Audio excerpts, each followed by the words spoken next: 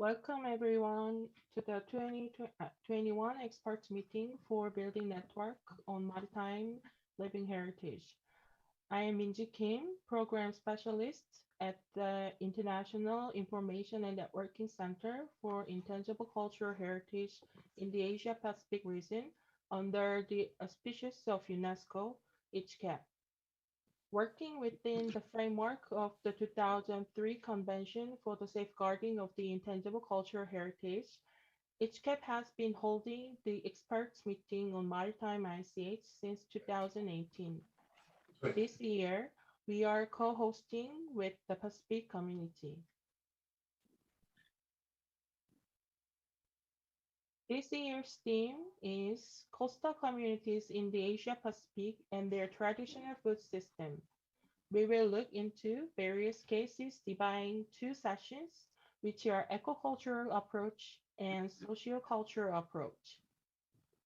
We believe experts in the field of ICH are eventually from all the levels surrounding the elements: scholars, practitioners, government officers and NGOs, etc. They all can be the experts living with and safeguarding the ICH.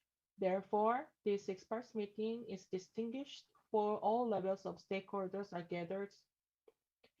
I hope you enjoy their presentations and discussions. Before we start with their presentations, I would like to introduce Mr. Kim Gi-hyun, Director General of ICCAP. He will deliver his opening remarks.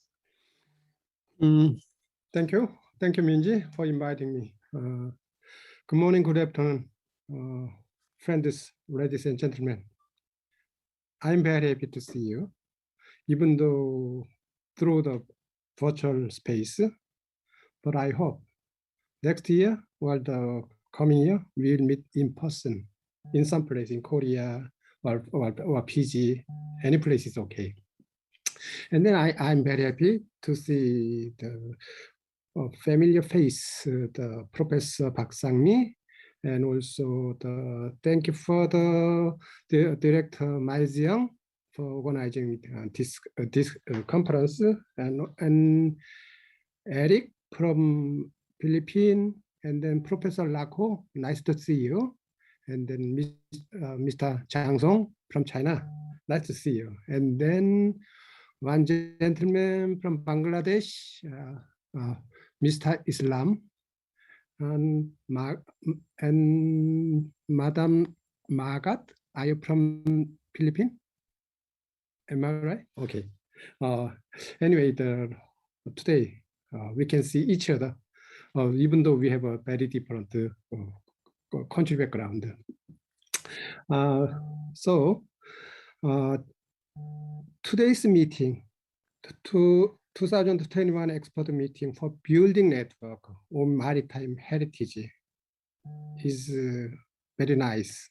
And then to be a witness for that conference is my honor. First of all, I'd like to thank you, the co-organizer of the Pacific community. We say it's a SPC.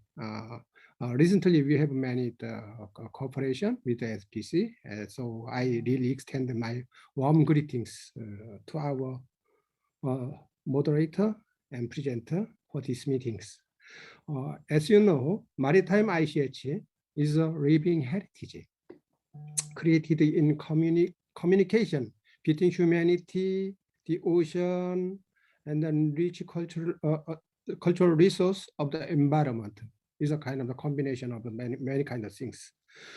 Coastal community actually ensure food security, a very important thing, and then also continuation of their life, their way of life through the food culture and knowledge system. Based on the unique ecosystem we inhabited. In other words, the maritime ICH is inseparable from our community. Thus, we must go beyond just saying maritime ICH itself. We need to discuss a broad range of the perspectives that contribute to ensuring the sustainability of our community. Since 2018, 3 years ago. UNESCO EASCAP has been hosting the expert meeting for building network of maritime heritage every year. In the previous meeting, we discussed how maritime traditional skills and knowledges have contributed to sustainability and then protect the ecosystem in the Asian Pacific regions. This year, we are going to explore diverse perspectives on traditional food, culture, and systems that definitely support the sustainability of the coastal community and powered the recovery of the community, even though we are facing many difficulties under the COVID-19 pandemics. We are social beings existing together. Each of us live as a member of the community and or multiple communities. We present this meeting as an opportunity to revive our communal spirit, definitely which will give us some kind of healing ways to overcome this kind of the COVID-19. And then we find a way to rediscover the importance of the community in ICH safeguarding.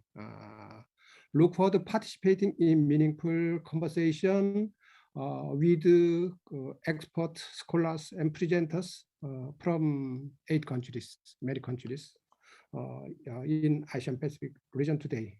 Really, I hope today it will be a chance, well, the good opportunity, exchanging your ideas and then your experience together for better life. Thank you. Thank you very much.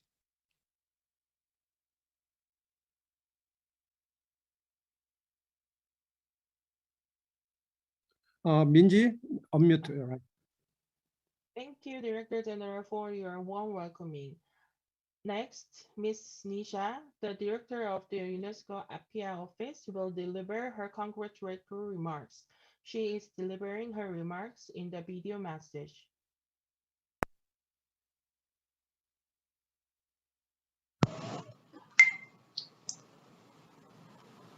Mr. Kim Gi-hyun, Director General of HCAP, Ms. Atena Trakadas, Co-Chair of the Ocean Decade Heritage Network, Mr. Miles Young from SPC. Greetings to you and greetings to all those who have gathered today for this program. I would like to commend HCAP, a Category 2 Center of UNESCO, and SPC for joining hands to bring this workshop to the Pacific. The topic of this particular workshop is of particular importance to the island states in the Pacific, but also elsewhere, because much of the intangible cultural heritage in the ocean states pertains to ocean, underwater, or maritime heritage. The intangibility part of it is displayed in the legends, rituals, symbols, and a variety of practices that the Pacific societies have. So whether we are discussing about the fishing traditions, voyaging traditions, or for that matter, the barter or trade in goods that existed in the past among the island states. All these are connected to intangible cultural heritage and intangible cultural richness of the Pacific. But before I discuss more about this workshop, I would like to take this opportunity to express My sincere thanks to colleagues who have been involved in organizing this program, in particular Frances at SPC and her team. Having said that, I cannot emphasize importance of aquatic, maritime or oceanic intangible cultural heritage for the Pacific. It is a region of dispersed islands and atolls who are connected by a shared history of voyaging, of fishing, of trade. And these traditions are integral part of the legends, social and cultural practices, symbols, rituals that are still in practice in the Pacific. I think the importance of underwater or marine intangible cultural heritage is perhaps more pronounced today than it ever was as we inch closer to the COP26, and we are trying to address the global challenge of climate change. We cannot but look back into the past and look back into the historical practice of the ancestors of the people of the Pacific who adapted to environmental changes, to erosion, and to a variety of natural hazards. And this looking back is not to only draw knowledge from the past, but also to use the technologies of today, to use the new knowledge that is being generated by the current generation, by the younger generation, and to bring these knowledge systems together to further enrich this intangible cultural heritage. It is important to highlight that the Pacific society, its culture, its heritage, none of these are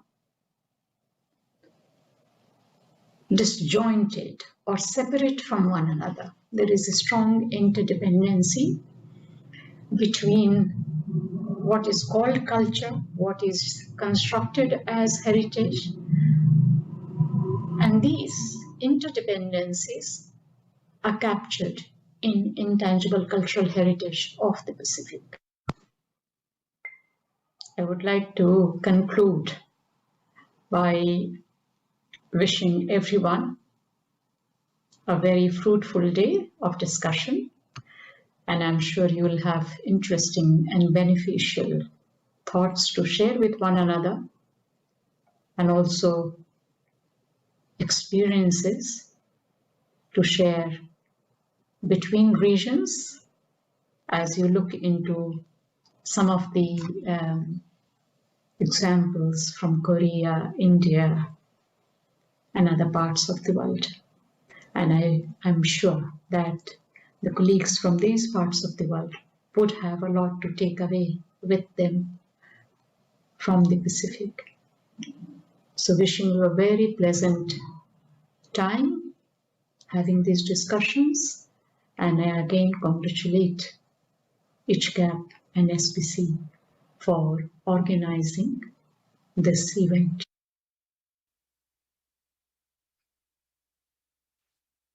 So next is Ms. Athena Tratagas, co-chair of Ocean Decade Heritage Network.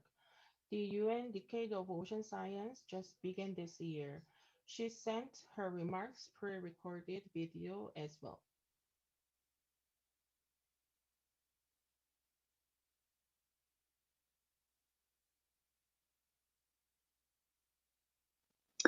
Thank you. My name is Athena Trakatis, and I would like to thank the organizers of this webinar meeting, the International Information and Networking Center for Intangible Cultural Heritage in the Asia-Pacific region under the auspices of UNESCO, ICHCAP, and the UNESCO Appia Office, Director General KEUM, and the Office of Cooperation and Networking at ICHCAP for their kind invitation to deliver a few words of welcome to this expert meeting, Maritime Living Heritage, Coastal Communities in the Asia-Pacific region and their traditional food system. This meeting highlights the dynamic cultural infrastructure of the coastal zone, the human and nature relationship that is shaped particularly within fishing communities that rely on complex knowledge systems to carry out the livelihoods and provide food.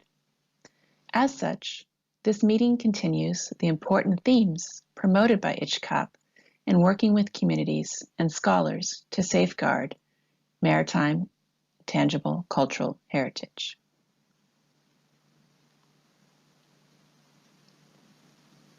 Right now, I'm sending you greetings from the Atlantic coast of Morocco, where I have been fortunate with the recent lifting of COVID restrictions to return to conduct field research in a region where I have worked for over 2 decades as an archaeologist and ethnoarchaeologist specializing in the exploitation of marine resources.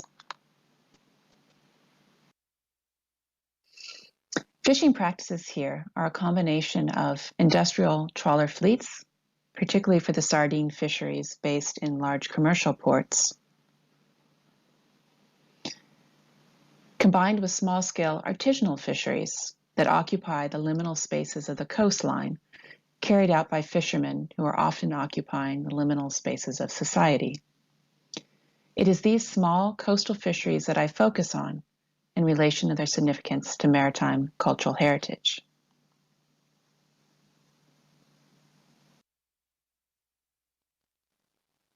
These fisheries use techniques that include hand lining, traps, send and beach sends, almadrabas or fixed tunny nets, as well as rock-built traps.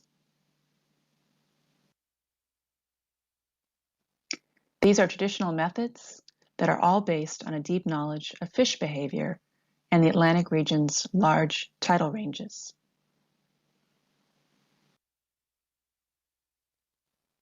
The small ports, fishing boats, and even salting processes for preservation are tied to nearby archaeological sites that have existed for hundreds of years, and in some cases for millennia.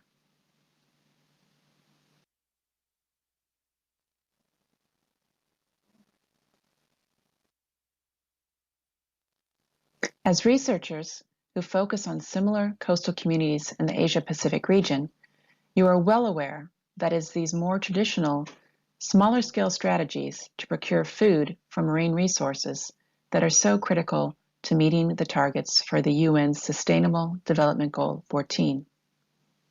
This SDG's successful outcome depends on monitoring the physical and chemical state of the ocean, its ecosystems, and the human impact on the ocean, large and small scale.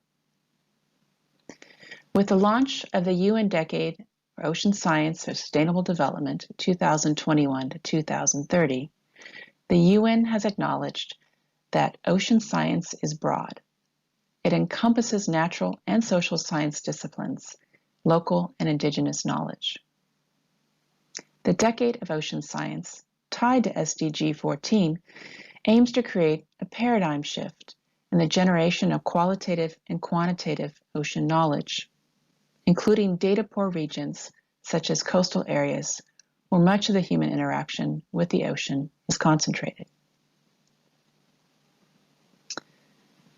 The success of the Decade of Ocean Science and implementation of SDG 14, I believe, will focus on data from coastal and small-scale fisheries. Your research of these and this expert meeting are important means of safeguarding maritime cultural heritage and maritime living heritage for environmental sustainability and resilience. I wish you a very productive meeting. Thank you.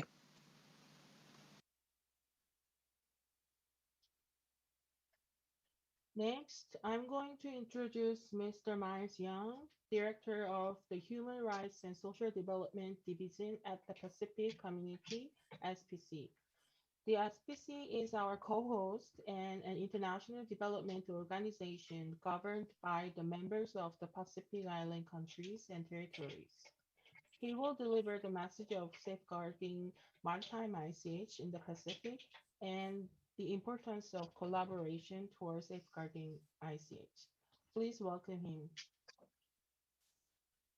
Thank you very much, Minjivana Valevu. Mr. Kyumji Hyang, Director General, ICHCAP. Ms. Nisha, Director of the UNESCO Office for the Pacific. Ms. Athena Trakadis, Chair of the Ocean Decade Heritage Network.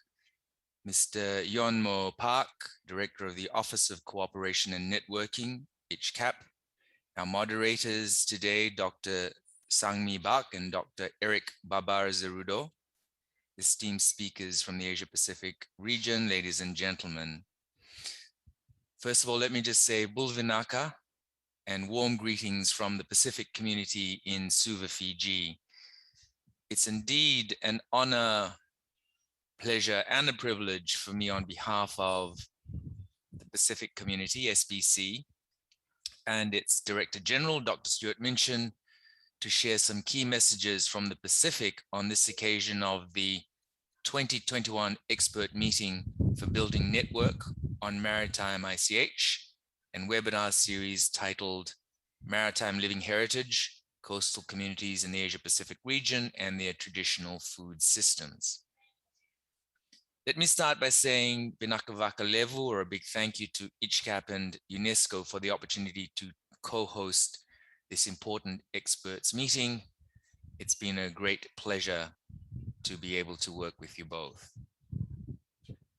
From a Pacific Islander perspective, cultural heritage is understood holistically beyond our built heritage and monuments. Cultural heritage is seen as cultural wealth, and it includes knowledge and skills transmitted across generations. Contact with the outside world, colonization, modernization, and now globalization have led to tremendous cultural and language loss. For this reason, Pacific peoples consider intangible cultural heritage as one of the most important issues for us today. And Pacific researchers are concerned about oral history, language revitalization, music, dance, navigation techniques, and many other forms of traditional cultural expressions. Climate change is also heavily impacting our part of the world. And this is witnessed in the intensity of tropical cyclones, as well as rising sea levels. We in the Pacific are aware that climate change will result in the loss of low-lying islands and lead to climate migration. This raises questions about implications for future culture and language loss, and of course, cultural identity. Pacific cultural identities are intrinsically connected to conceptions of ecological relationships with the land, with the sky, with the ocean. Impact in any one of these creates socio-cultural instability and a disruption to Pacific conceptions of custodianship. And so we at SBC are working more closely than ever with our member countries and territories to provide technical assistance to better address and adapt for climate resilience and island sustainability. Of course, the impact of COVID-19 has also greatly impacted the cultural landscape, and in particular, the cultural and creative industries. Pacific leaders are aware that now more than ever, it is critical that we work together to protect and safeguard our cultural heritage and ways of life. To do this, the culture and heritage sector needs to be innovative, needs to be adaptable, to mobilize the cultural agenda in various ways and at various decision-making levels to more effectively address the impact of COVID-19 and other pressing issues. Pacific identities are ocean identities, and much of this is evidenced in the traditional ecological knowledge around the ocean. Some of this knowledge system has been lost over time, unfortunately, but other practices and skills continue to be utilized and passed on. In the area of traditional Pacific navigation, there has been a concerted effort to reclaim and retain these critical skills, particularly over the last decade. This knowledge base has been in decline largely because European sailing techniques had become dominant and indigenous navigation knowledge was an oral tradition. It was not recorded systematically and was also considered secret and sacred knowledge, known only to certain families and fiercely guarded. The practice, however, is maintained in parts of Micronesia and Polynesia, which has enabled the renewed teaching and learning of these important knowledge and skills. Traditional stories have proved useful repositories of ocean knowledge. For example, in Polynesian folklore, cultural heroes and simple oral stories have preserved some blue water navigation information and ancestral knowledge. Traditional Maori oral history tells the story of Kupe, a legendary figure and explorer of the Pacific Ocean, Te Moana Buiakiwa, and his discovery of Aotearoa, New Zealand.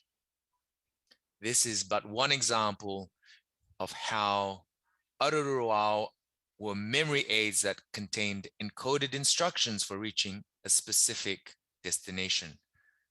Kupe is said to have set sail from Hawaii in a waka, in a canoe, to discover what lay over the horizon.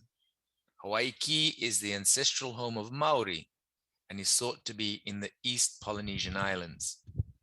Kupe's navigator Reti followed a star path to hold the waka on course, or the canoe on course, until it reached landfall in Whangaroa, in the North Island of Aotearoa.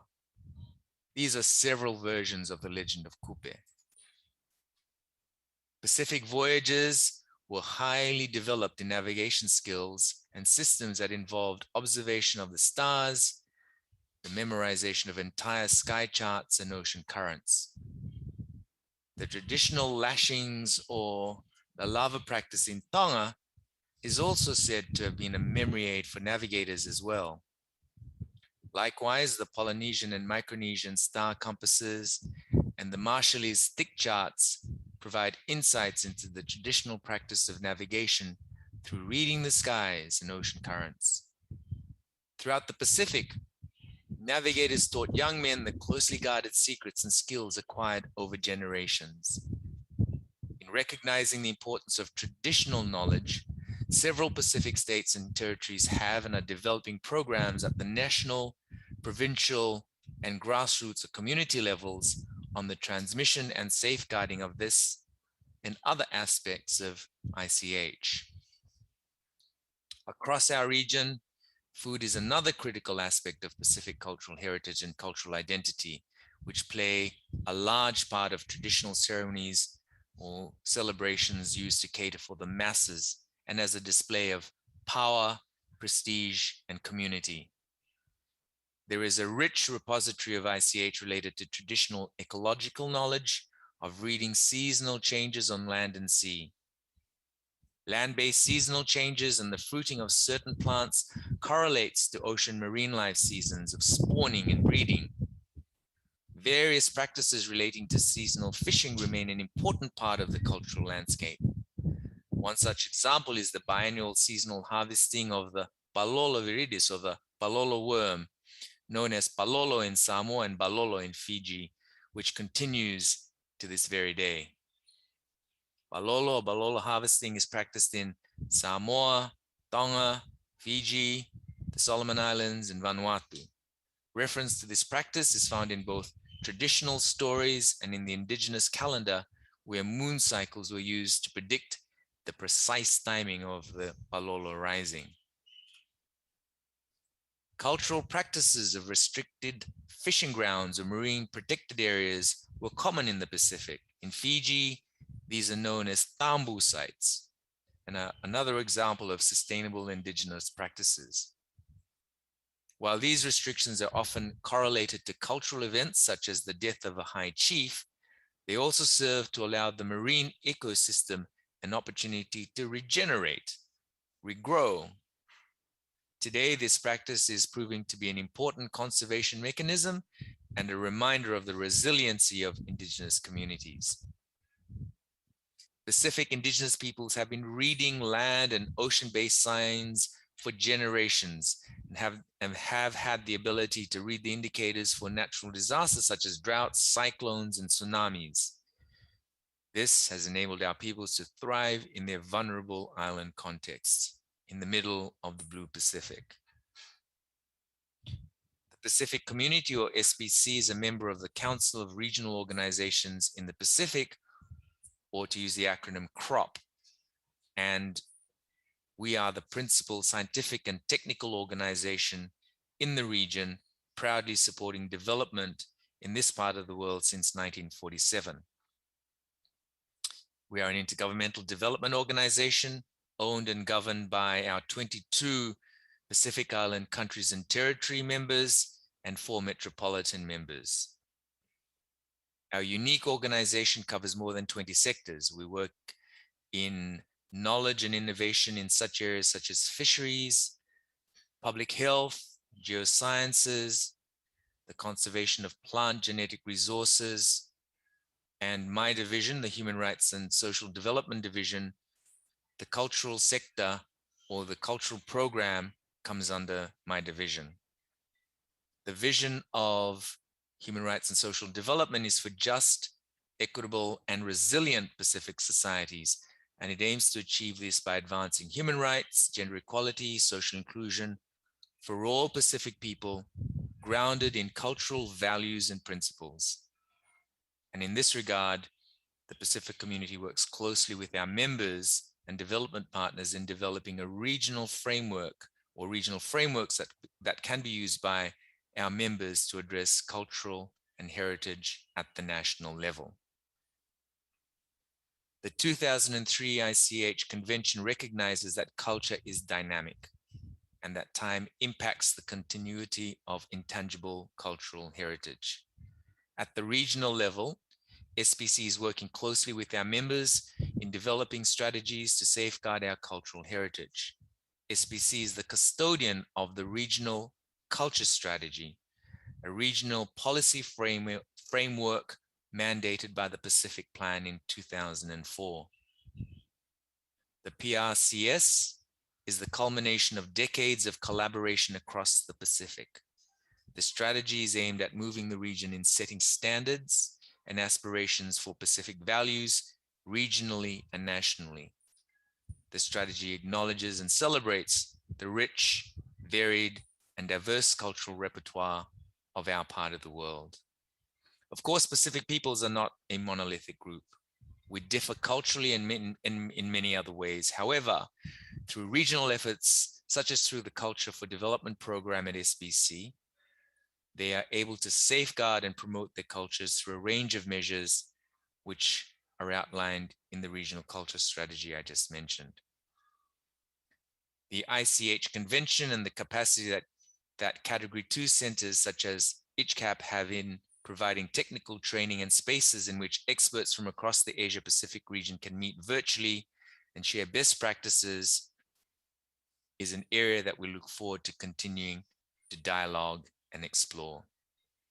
This 2021 expert meeting is an opportunity to learn from across the region, the Asia-Pacific region, and to share some of the innovative ways that they are implementing the ICH Convention. Platforms such as this ensures that we are dialoguing on the importance of preserving local knowledge and skills, And while there have been commendable efforts at the regional and national level to safeguard and promote Indigenous knowledge, traditional knowledge, and the expressions of culture and traditional ecological knowledge, it's clear that there's still a great need to collaborate and identify synergies so that we can strategize and mobilize. In closing, I wish the conveners and the participants of this expert meeting all the very best in your deliberations. Benava levu, and thank you once again. Over to you, Minji. Thank you, Mr. Yang, for your wonderful speech. Now I will introduce the moderator of session 1, Professor Sang-mi Park from Hankuk University of Foreign Studies. She is the facilitator for the 2003 UNESCO Convention for the Safeguarding of the Intangible Cultural Heritage and former chair of the evaluation body for the convention. She is also a member of Cultural Heritage Committee and Intangible Cultural Heritage Committee in Korea. Please welcome Professor Park. Good morning and good afternoon. I'm Sang-mi Park, and I first would like to thank Minji for the nice introduction. I'm very honored, and I think it is a privilege to have this opportunity to moderate this important meeting. We all understand that food and nutrition are important issues for us to have sustainable development and sustainable future. I think this symposium this meeting is really important, where we can hear from many speakers from diverse regions, diverse areas in the Asia Pacific. Although we have many different perspectives we can have to understand the importance of food and nutrition, one of the areas where I have been working in is how intangible cultural heritage, in a way of knowledge on nature and traditional practices for securing and storing and cooking local food, these have been crucial for many communities and many countries to sustain their life and prepare for better future. So I think this is a really nice opportunity for us to better our understanding of diverse ways regarding food and nutrition. And between the two sessions planned for this meeting, our session focuses upon the eco-cultural aspect of traditional food system in coastal communities. I myself have had the experience of preparing for the nomination for Korea's kimjang culture, making and sharing kimchi, which is perhaps the most essential and critical part of Korean food culture. And to make kimchi, especially the large quantity of kimchi to endure the long and harsh winter in Korea, most Koreans use fermented seafood and the salt produced from the salt pans along the coastal areas. So these have been really essential, and also this makes the difference in the variety of the taste of kimchi. And I was highly impressed by the wisdom and by the efforts made by the members of the local community. So I am looking forward to hearing from our 4 speakers for this session. And geographically, we have a real variety here, starting from Fiji, Bangladesh, and the Philippines, and China. So this will be a really informative and insightful interaction of knowledge and information and the insights. Before we hear from the 4 speakers, let me talk a little bit about the housekeeping aspect of this session. As all of us know, each speaker has 15 minutes.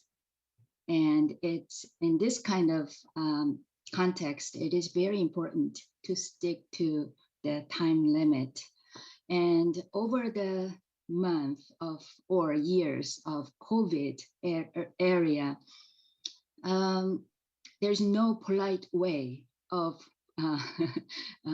having this time limitation. As a moderator, I cannot be very polite, so I'll just talk to you online, and if anybody exceeds the given time, I'll just tell very directly that the time limit has been surpassed. So please understand that. I apologize in advance. And if you come up with any questions, you can use the chatting board. And after we hear from all 4 speakers, we'll have the opportunity to have question and answer and discussion. So to leave for this more lively and interesting discussion and question and answer, I think it's even more important for the speakers to stay within the time limit. Okay, so it is my honor to introduce our first speaker, who is Dr. Jumeima Lako, who is an associate professor of food science and the associate dean of the College of Engineering, Science, and Technology at the Fiji National University. Dr. Lako obtained her PhD from the Monash University in Australia. Dr. Lako has been involved in a wide range of food science and technology and nutrition-related research, including diabetics, dietary intervention, dietary surveys, chemical analysis, post-harvest fisheries, food safety, food security, and climate change adaptation, agri-nutrition and value chain glycemic index and response, which contributed to her wide range of publications in peer-reviewed journals and conferences. Without further ado, I would like to invite Dr. Lako to speak for us. Thank you. Bulavinaka, and a warm welcome from Fiji. My talk is on the topic eco-cultural practices related to sustainable food system in coastal communities. Okay, this is actually the overview of my talk today. I start with what the food system is, and we'll end with the eco-cultural practices that I have listed. There are 4 of them. So I'll start with what a food system is, just to give a broader definition in terms of understanding where the eco-cultural system comes into play. The food system is the entire range of actors and their interactions, with their interlinked activities that are related to food production, food processing, food distribution, consumption, and also the disposal of waste along the food value chain. This is all part of the broader economic, societal, and natural environment which they are embedded in. The food system also has subsystems such as the farming system, the waste management system, the input supply system, which all interacts, with other key systems such as the energy system, the trade system, and the health system, which actually reflects, their connectivity and interlinked. Now, this means that any structural change, within any of these systems will actually affect the stability and the instability of the whole food system. And that basically affects the food system outcomes related to food security, social welfare, and the environmental welfare. So there are various categories of factors or drivers that contribute to the changing of the food system. And this includes the environmental and socio-economic drivers, and also their feedbacks mechanisms, which actually determines their sustainability and the unsustainability of the whole food system. Now, these drivers are either external or internal, and they are further broken down into, as I said earlier on, into various drivers, subcategories of drivers, including climate change as part of environmental drivers, or the natural drivers such as the solar cycles, and even socio-economic drivers related to, say, increase in population, political economics, and so on and so forth. And you see the arrows that are basically showing their connectivity and relationship, which shows that that reminds us that any stress related to these drivers will basically collapse or affect the whole food system.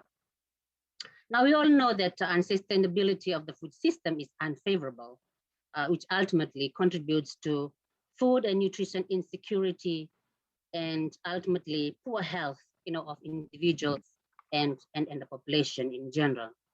So ideally, what we want is sustainable food system, which basically aims at achieving the delivery of food and nutrition security to attain good health with appropriate environmental and socioeconomic prosperity.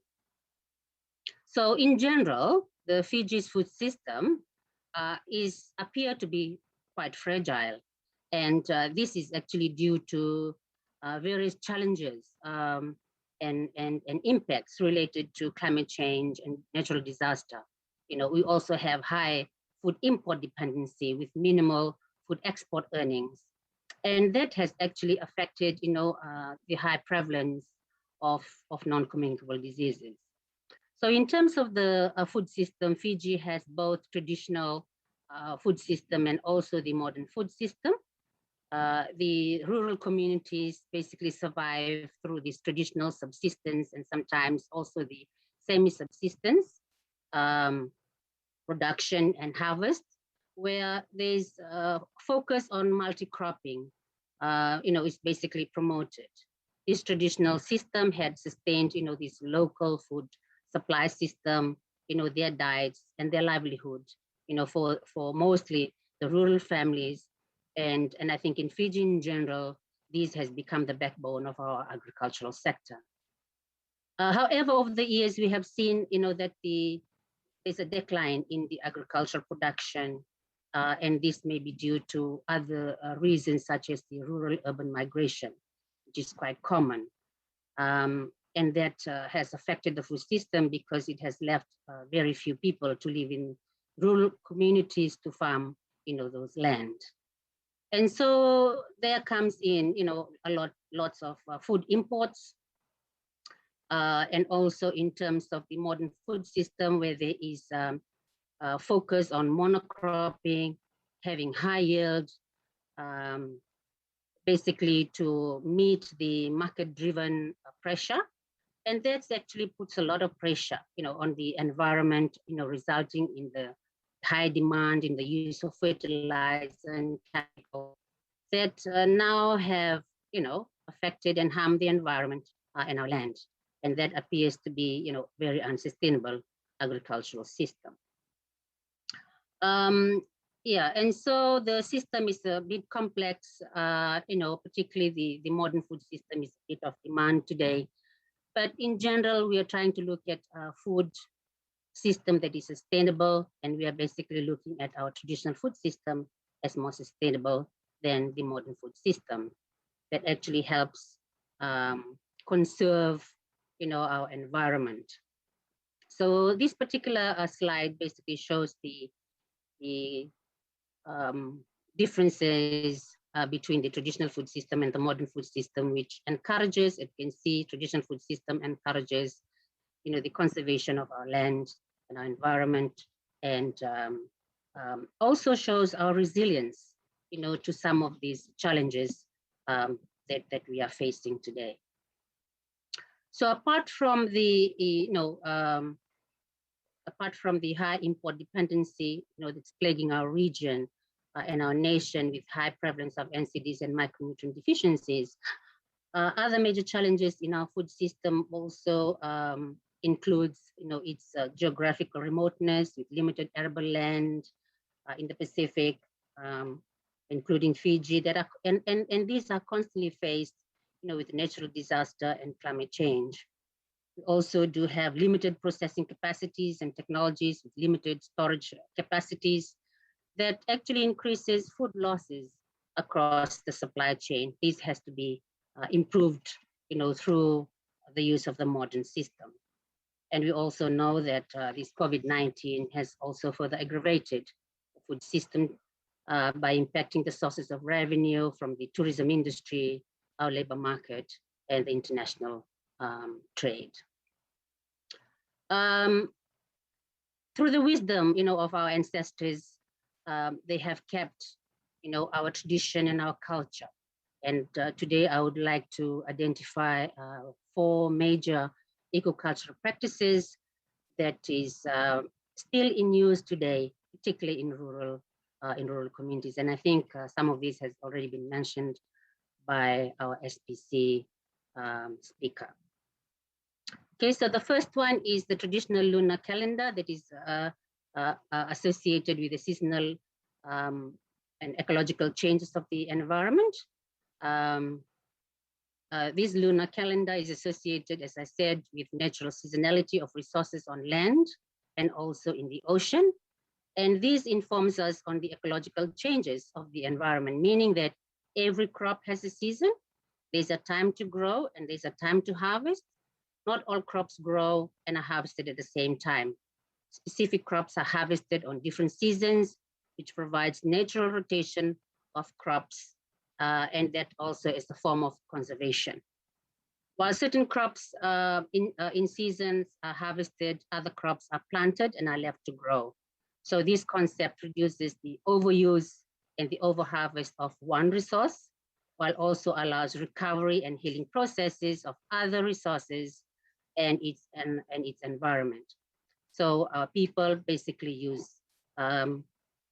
the knowledge, the traditional knowledge, to plant and harvest crops based on this lunar calendar. In Fiji, we have 12 seasons based on the lunar calendar, and it's named after crops and their associated activities. Okay, the ones in red, these are the ocean food resources. These are names of the fish that are in season at those times. And you see this is a month of the year that resembles, the time in which these foods are in season. And the bold ones are the crops from the land. And the others that are not highlighted are the related activities, and the activities are mainly associated with the planting and the harvesting of yams. Okay, so you can see that every season has different types of crops or fish, okay, that needs to be either harvested or they need to be planted. Now, this is the month of October, and this is basically the Balolo season. And based on some of my relatives, from the island, I came from Laos. They are already harvesting the Balolo, the edible seaworm, in the islands right now. So there's still, communities in rural, in the rural areas continue to, to use this wisdom and discern, the seasonality of these crops. The second eco-cultural activities that I would like to also show is the declaration of tambu or no take, which is actually a temporary closure of a section of land or the fishing grounds. It's a traditional practice enforced when a chief die. It usually takes place for a duration of 100 days until the memorial feast day. Now, this means that people cannot catch or harvest any fish or anything from the tambu area for that given period. And this basically makes this particular eco-cultural practices and adaptation, conservation, or recovery period to allow, or the growth of the particular food in those areas in preparation for the memorial feast. Now, this actually makes this tambu sacred. The memorial feast day marks the end of the morning. So the tambu is usually marked with sticks, if it's on the reef, and tied with coconut leaves. While on land, they're marked with coconut leaves tied on the stem of the coconut trees from one end to another. And this symbolizes the mourning period of the vanua.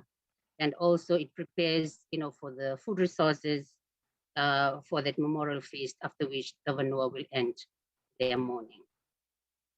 The third eco-cultural practices I would like to discuss is on the traditional fishing and farming practices. The farming practices related to vudi-vudi, and this vudi-vudi is a labor-intensive method of irrigated terrace agro-system for the cultivation of wetland taro, or the Colocasia esculenta. Even though it's a labor-intensive exercise where men turned, the soil upside down and create drainage around the garden, it actually controls the continuous flow of water. It regulates the temperature of the garden, and at the same time, it also cools the taro stalks and helps prevent, the rotting of the corm when it's growing up. It also provides the rich saturated soil that has been turned, and it's constantly nourished by the nutrients that are delivered by the flowing water, around the garden. So it's a very eco-cultural practices that encourages or improves, good gardening or good agricultural practices. The second one is on the fishing method, and then it's called Avirao. It's a traditional fishing method that do not use any fishing gear, but only uses the leaves, the vines, and the coconut leaves tied together to drive the fish from the in-depth water, to the shore. And this, actually helps, to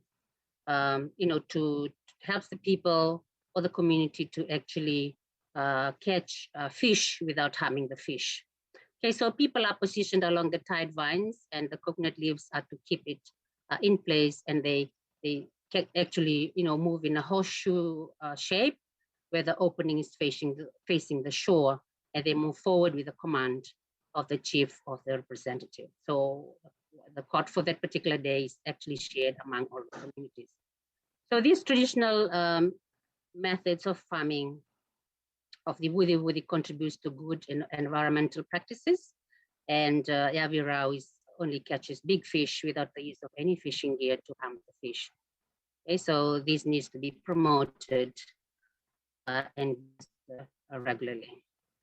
Okay, my fourth eco-cultural practice is the barter system between the coastal and the highland communities, where the exchange of seafood from the coastal people exchange with crops from the inland people without any use of monetary terms. Okay, so mainly the excess seasonal foods, okay, they basically share. So excess food in this particular case resolves the problem of overproduction, okay, given, during that season to the place where it's underproduced. Okay, so they receive the overproduced community to the underproduced community.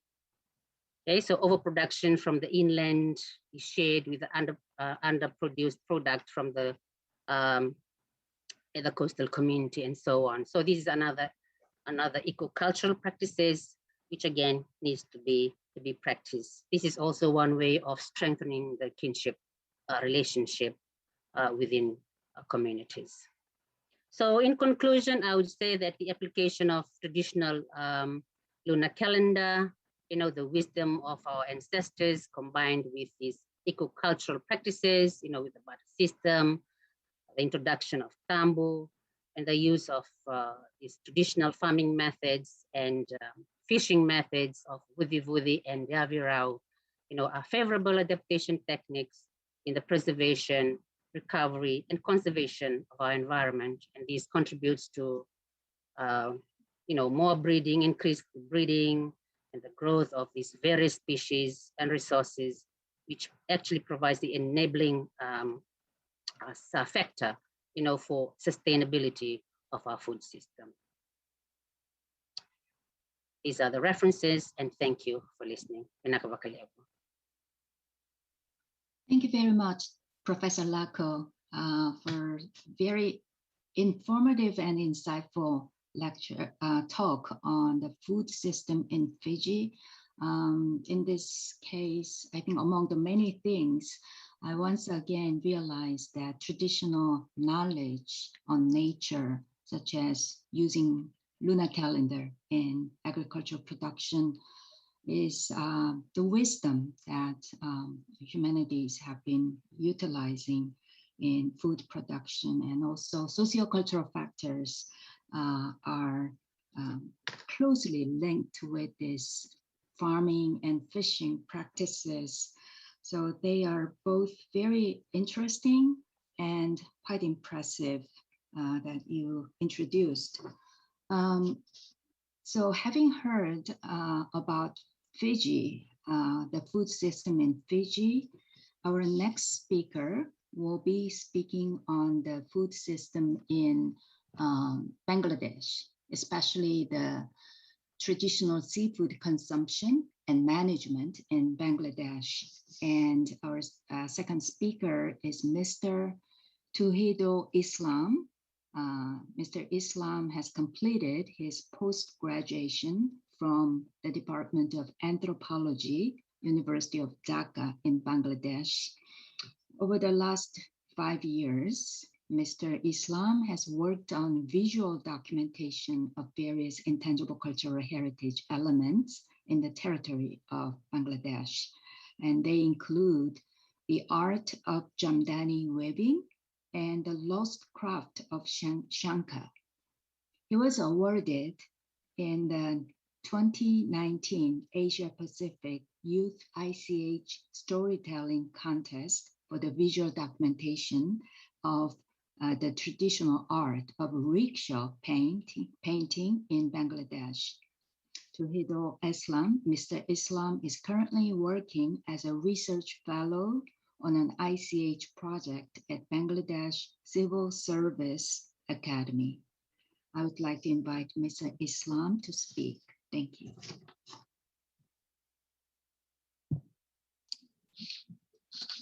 Good morning, everyone.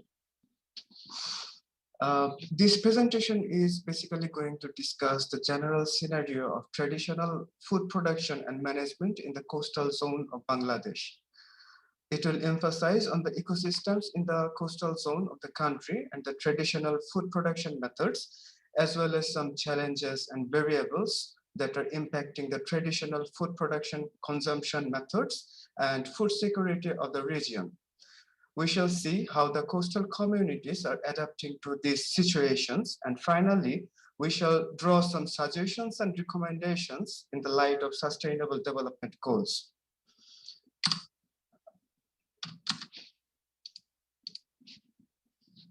Bangladesh is a deltaic coastal country and have a 711 kilometer long coastline.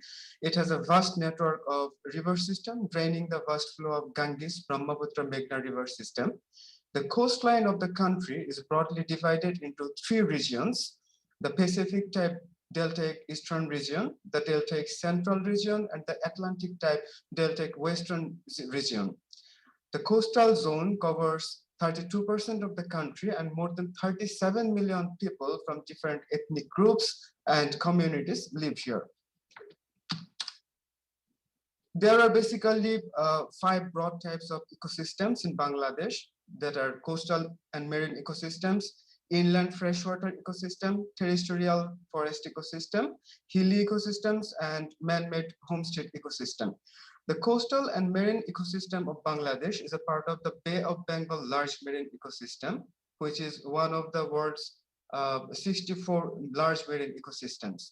The coastal marine zone has major natural resources, as well as crucial ecosystems such as coral-bearing islands, reed lands, seagrass beds, mangroves, and tidal wetlands. This unique ecosystem of the region has significantly influenced the food production and consumption patterns among the people living in the coastal areas for decades. People in this area have traditionally relied on collecting and processing seafood, catching freshwater fish, as well as coastal fruit and vegetable cultivation and irrigation. A diverse range of coastal and marine ecosystem flora and faunal resources play an important role in assuring livelihoods of coastal communities, maintaining food security and protein intake for millions of people, and contributing to the growth and development of the country through export revenues. Many other coastal livelihood strategies, for example, boat making and fish net making, are deeply interconnected with these food production and consumption strategies. The natural resources of the region have shaped the traditional food culture and cuisine among the coastal people over time. At the same time, some historical cultural influences have also shaped some traditional food culture. For example, Mughal influences can be seen in the traditional cuisines of Chittagong region. Now, in recent decades, there has been a tourism boom in the coastal areas of Bangladesh. At the same time, an increasing demand of seafood has been observed among the urban and peri-urban upper and middle class society. To meet the demand and maintain the supply, seafood production has been largely industrialized in the coastal areas. Large-scale industrialization and interference of middle parties have impacted the small-scale fishing communities in those regions. This has resulted into a low supply and high cost of traditional seafood among the coastal communities and have a adverse impact on the traditional food consumption patterns and food security of the coastal communities in Bangladesh. Again, the coastal area in Bangladesh is globally marked as one of the most vulnerable to climate change hotspots, and it has a big impact on the historic human-nature relationship in the region. As a result of climate change, the sea level has alarmingly risen in recent decades, producing river erosion in most coastal regions and affecting the livelihood of coastal communities. In addition, the coastal zone of Bangladesh has been experiencing an increase in salinity, causing a decline in the production of crops, vegetables, seasonal fruits, animal species, eggs, and milks. This scenario has eventually impacted the general food security of the people living in these places. At the same time, lower production of traditional crops, vegetables, and livestock has an adverse impact on the traditional food consumption patterns among the coastal communities. Between 1970 to 2000, shrimp farming in saline water-based coastal ponds of Bangladesh has increased fast. And over the time, it has grown to be the second largest source of foreign income of the country. But due to massive expansion of industrial shrimp farming, the remaining agricultural fields are being transferred into aquacultural ponds. The fast expansion of shrimp farm development over the previous decades and the use of comprehensive and enhanced aquacultural techniques have raised concern about the impact of shrimp farming on the coastal environment and the conventional agricultural system. However, among coastal communities, indigenous knowledge-based floating garden cultivation has been reviving as an alternative food cultivation method in recent years. Now, floating gardens are floating vegetable gardens, basically artificial islands that simply rise and fall with the swelling water. Now, farmers are reviving this old practice to reduce their vulnerability due to climate change. In South Central Bangladesh, for 400 years, people have been following this old traditional method of cultivation, locally called as thap or baira. The coastal mangrove forest of Sundarban play an important role in the mitigating the effects of climate change by reducing carbon erosion and minimizing the physical exposure of coastal communities to natural hazards. Moreover, there is a growing interest in ecosystem-based adaptation and building with nature policy in Bangladesh. It is proposed that building with nature can safeguard coastal areas and communities in Bangladesh from erosion and floods and improve the natural defenses of the coast by utilizing living organisms and ecosystems while sustaining the traditional livelihood of the coastal communities. In addition, the revival of floating garden cultivation is playing a vital role in building a sustainable food production system in the coastal areas. Also, seaweed production on the larger scale can potentially be used as an alternative to agricultural production, eliminating the environmental difficulties on land-based production in coastal areas, such as deforestation. Now, if we look at the sustainable development goals, there are basically two primary development agendas, which are environmental development and social development. The environment development goals include goal number 9, 12, 13, and 14. And goal number 14 is highly connected with our discussion, including some specific targets of protecting the and restoring ecosystem, conservation of coastal and marine areas, support small-scale fisheries, and some other targets. However, in the context of Bangladesh, there are 10 different sustainable development goals that are interconnected with the overall food security and traditional food production and consumption patterns of coastal zones, including reduction of poverty, reduction of hunger, reducing inequalities, and others. In the light of sustainable development goals, the presentation now comes up with some specific recommendations, including collaboration between the policymakers and coastal communities, safeguard, promote, and sponsor traditional food production methods, and conduct more researches on this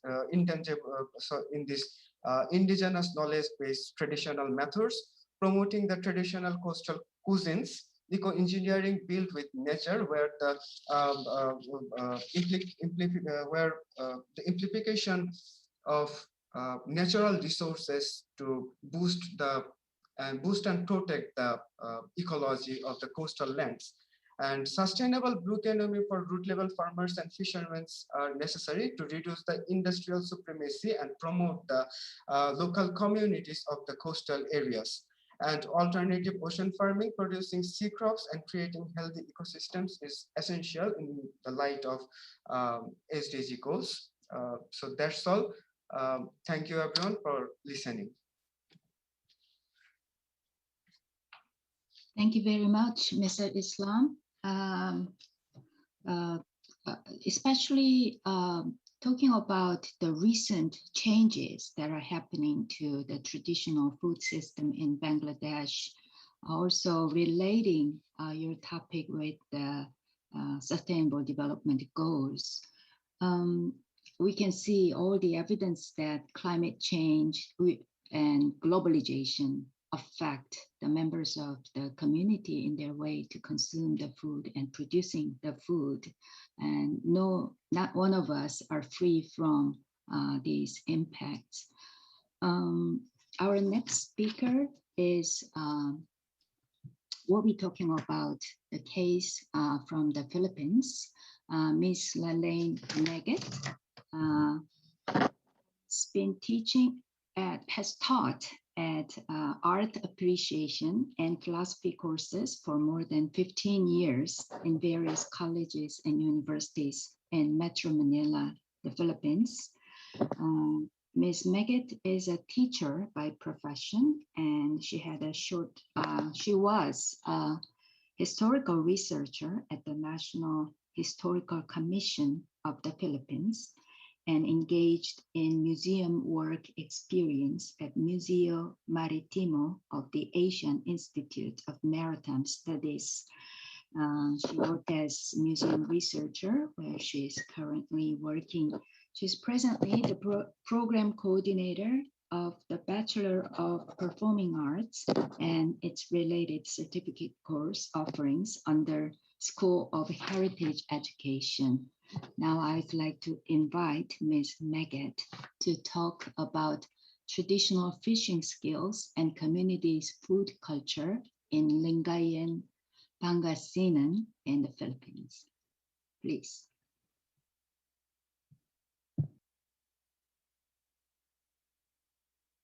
The Bachelor of Performing Arts and its related certificate course offerings under School of Heritage Education.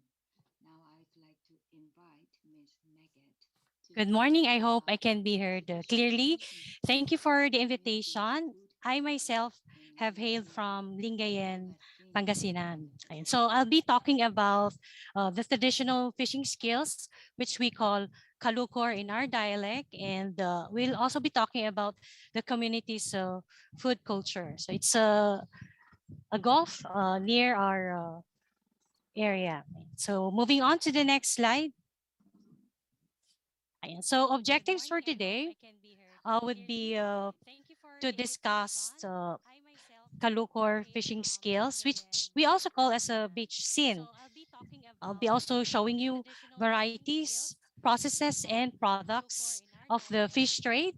What comes after fisher folks have caught their fish varieties, and then I'll also be talking about products of consumption, like preparation of cuisine and viands.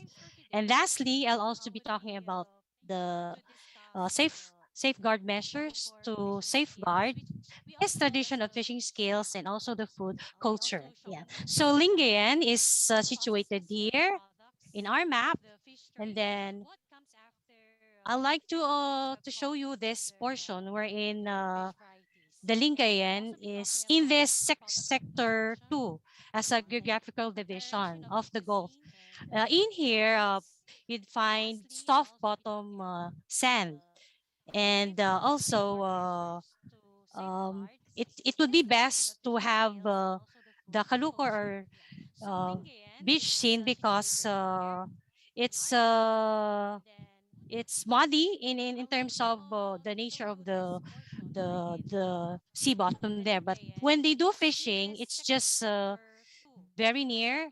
It's near shore, and they would cast their nets with a boat, and uh, we will be placed the nets under this parang 15 meters uh, level of water, no? And then actually when you would have the kaluko, anybody who can join should have the following. As I have observed when I went there, you have to have physical endurance. You have to have this strength to endure, no, the manual labor that it entails of, because you have to pull, you have to haul the net to the shoreline, and then you'll also have to learn of the rhythm of pulling, as simple as that, because it will be a big help, no, to also finish the task easily. And just like I even tried joining, but I refrain from joining because I see the rhythm is really intense. I might destroy the beat that they are doing when they were pulling. So maybe I just try in some other days. And then you have to have for the boatman who would uh, be on the offshore position, should have a good decision whether to tell the group, the two lines of group of men pulling, to increasingly pull or to make the pulling faster. You have to be a team worker also, and also you have to be persistent and hopeful, because not all days are perfect days with overwhelming fish catch, no? There would be the next day. So materials that they would be using to roll offshore the boat, cocoa logs, okay. We also have this wooden support. Okay, and you see here that they're trying to roll offshore the boat, and you have to have your nets, you have your rope, roll of rope would be consisting of 200 meters long. I remember a mall donated to them 4 rows of rope with 200 meters each. So that would be really long. You can just try to imagine how many meters, like 400 meters from the shoreline to be able to cast the net and pull the net. So this is the beach scene or the kalukor as I was speaking. So we have, sorry for that. We have at the far end, sort of like a bag, a pouch where you can catch those fish grouped together. And as you can see, this is a safe method because it's not the other fishing skills like Danish scene, which had become extinct already. So you see the ingenuity of the fisher folks pulling here. And this the skills needed, as I have mentioned a while ago. Okay. And then I'll be showing you a short video. I hope the audio is okay for a while. Sorry for the interference. Okay. Share sound. Okay. Okay. So I'm just checking my audio if it's okay. So I'll play. Uh-huh. I hope you can hear it. Yeah.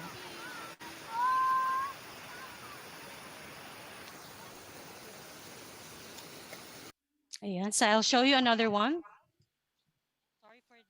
So they were rolling the boats from the shore with the use of those cocoa logs and then pulling. Actually, the gap would be hundreds of meters in terms of gap. No, there would be two groups who are separated. You can actually see from your vantage point the other group because they seem too far. Okay, that's the pulling of the net. Started with the rope and then the net, and then we have here another set of colors or pullers from the other side. Okay, and then oops, sorry. Uh, this is again the hauling. So it involves ages from all levels, from very mature, from very young. So they seemingly trying to pass on the skill, no, that one should have, so that if elders would be gone by then, there'd be those who can continue on with the tradition. And then I'll be moving on to this one. Okay. Okay. Yeah. Mm-hmm. Okay. Mhm. So it tells you now the boat is seen already from here. So it's getting near the pouch, the bag, where you would see those fish cats. And then moving on to the ending. Okay. Mhm. And so, uh-huh.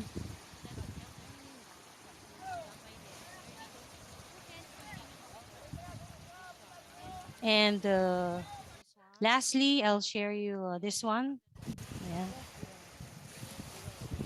So they have already released no fish cats from the pouch or from the purse that has been pulled offshore. Okay.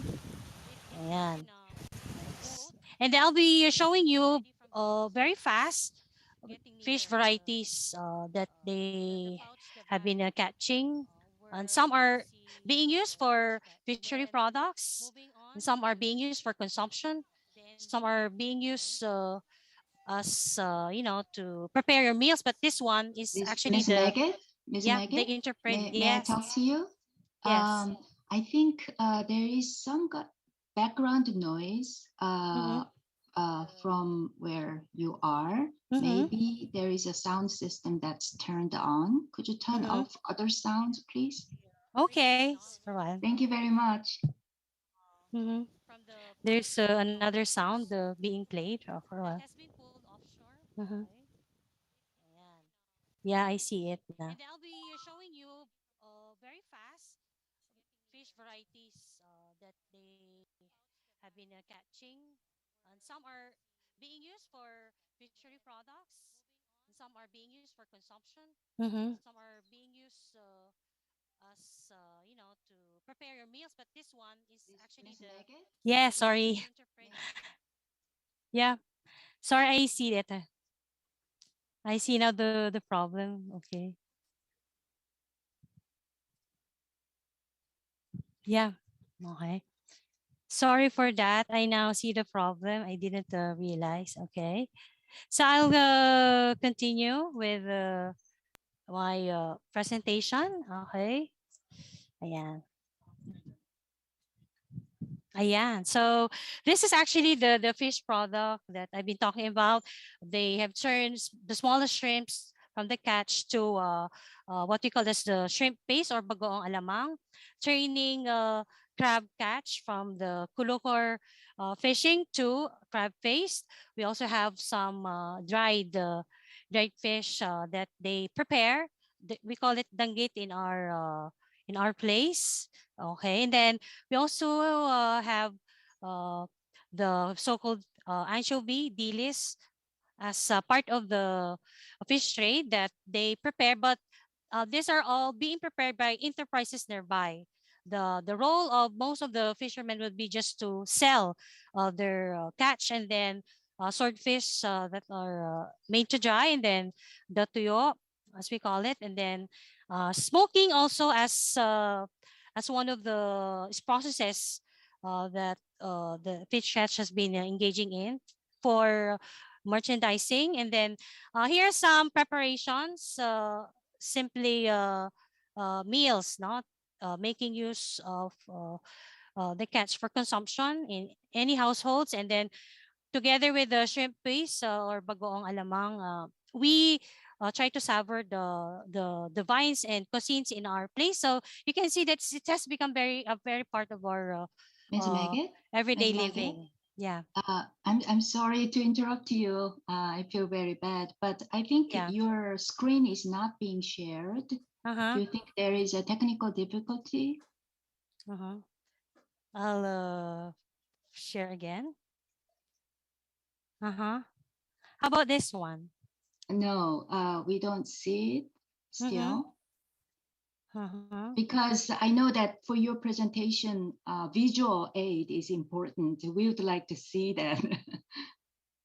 I'm Uh-huh. not Yeah. sure what's the problem. Uh-huh. Sorry about the problem. No, Mm-hmm. no Mm-hmm. problem. So But I'm trying to share. Uh-huh. Stop share. I'll try to share again. Sorry. How about this one? Share. How about this one? um, still, we don't see it. Oh, okay. I Mhm. think if you can ask the organizer to show the Uh-huh. slides from their From center, yeah, and from you can ask 27. for. You should let them know which the number of slide that you are Mhm. referring Yeah, to. I'm in slide number sorry for the 20. I'll just make a quick rundown of the slide. Okay. Uh-huh. So I'll share the video. Uh-huh. Yeah. How about the video? Did you Yes, see it? maybe each cup can help you to Mm-hmm. show slide page 20. Okay, now we see it. Okay. So, so I'll continue then. So as I was talking about, these are the food products that are being prepared by the enterprises nearby. Yeah, that's called as the bagoong and patis, fish paste, fish sauce made from anchovy, and you added salt to it. Can you please move on to the next? And this one is the bagoong alamang. Okay, higher please.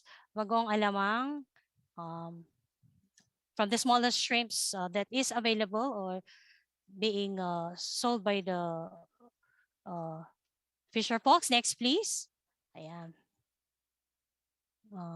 Yes, the crab paste as I was speaking, which is also a catch from the kalukor fishing. Next, please. Yeah, and the dried fish, the squid catch can be turned into this kind of variety, a certain process of drying. Next, please. Yeah, and so as I was just saying a while ago, dried fish again. Next, please. Which is also same with, I guess, other Asian countries. They also have this. And we have the pinka and the tuyo. Next, please. And another process that the community is engaged with is the smoking, as we call it, tinapa. Next, please. Yeah, and some meals that we prepare from the catch. Next, please. Sold in markets, sold to people nearby if you're near the sea, and you can prepare those. And we always have to add flavoring, savory to our viands in some cuisines. It's an everyday uh, activity that we do when we do prepare. So it's something that is should be done rather for every meal. Next, please. Uh-huh. So we can see that it has become a part of our living, and not only is Lingayen, known for the sea, known for the Gulf. The country knows that in Pangasinan, specifically Lingayen, they have the best fishery products, as just mentioned. Next, please. Uh-huh. And then we also have the dip, the bagoong with the fish sauce or the alamang. Next, please. Uh-huh. Ayan. So I'd also like to discuss lastly measures to safeguard the Kalokor fishing skills and food culture. There has to be a need to provide the complete fishing infrastructure for the fisher folks, because not each has to complete. One would just borrow net, borrow the boat. Uh, so in terms of catch, it will be affected. In terms of financial viability, um, livelihoods can also be affected. Then there is a need to document the local skills and processes, as I have mentioned, because it's something that requires not only skill, but that you have to have physical endurance. You have to have the perfect calculation. You have to know the weather. You have to know when the waves are good for fishing and setting out for the kalukor fishing. And lastly, there's a need to train fisher folks so that in terms of slice of the pie, they will not be the last in the end. So we hope to also give them more profit by engaging them as engaging those traits that I have shown to you. And lastly, please move on to the next. Ayan. So I would like to also make use of this platform to raise a concern, because there is this plan by a private entity to extract 25 million metric tons of dry black sand 500 meters from the shore, which we believe, and some provincial officers have already mentioned, have raised that it will uh, lead to this plan will lead to the destruction of the marine fishing, marine habitat, and marine ecosystem. And I hope through this forum, I could also point out that there's a need to really help us stop the plan to do black sand mining. Thank you. Thank you. Thank you, Ms. Maggot. Thank you very much. With some technical difficulties, but we were able to see all this exciting and very interesting fishing skill, collateral fishing skill, and we were also able to learn those ingenious ways of storing, salting, and fermenting the seafood. Thereby, we can use them all around the year, and also enhancing the nutritional value and the flavor as well. So we are very happy to learn about this seafood consumption culture, traditional seafood consumption in the Philippines. Our last speaker is Mr. Zhang Song. And I'm very sorry that we have made Mr. Zhang wait for so long, but there have been some, the reasons that we all understand. Mr. Zhang has long been devoted to the research and inheritance of the regional culture of the Liaohe estuary in China. In particular, Mr. Zhang has made important achievements in his research on the ancient fishing geese culture, very interesting, of the Liaohe estuary and the production and processing techniques of special marine food materials and folk food culture, and has salvaged and restored the production and procession techniques of special marine food materials in the Liaohe estuary. After more than 10 years of research and innovation, the Liaohe Kou fishermen's cuisine special food processing techniques and folk customs he created was included in the list of intangible cultural heritage of Liaoning province. Mr. Zhang Song, this is very impressive, founded the Liaohe Folklore Museum, which realizes the dynamic inheritance and static display of the representative folkloric utensils, folklore culture, as well as cultural and creative products of the ancient fishing geese culture of the Liaohe estuary. Now I would like to invite Mr. Zhang to make the presentation, please.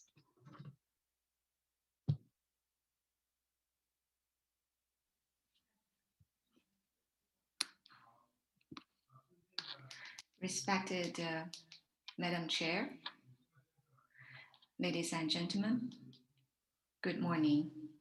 I'm Zhang Song from China. I'd like to first thank the organizers to give me this opportunity.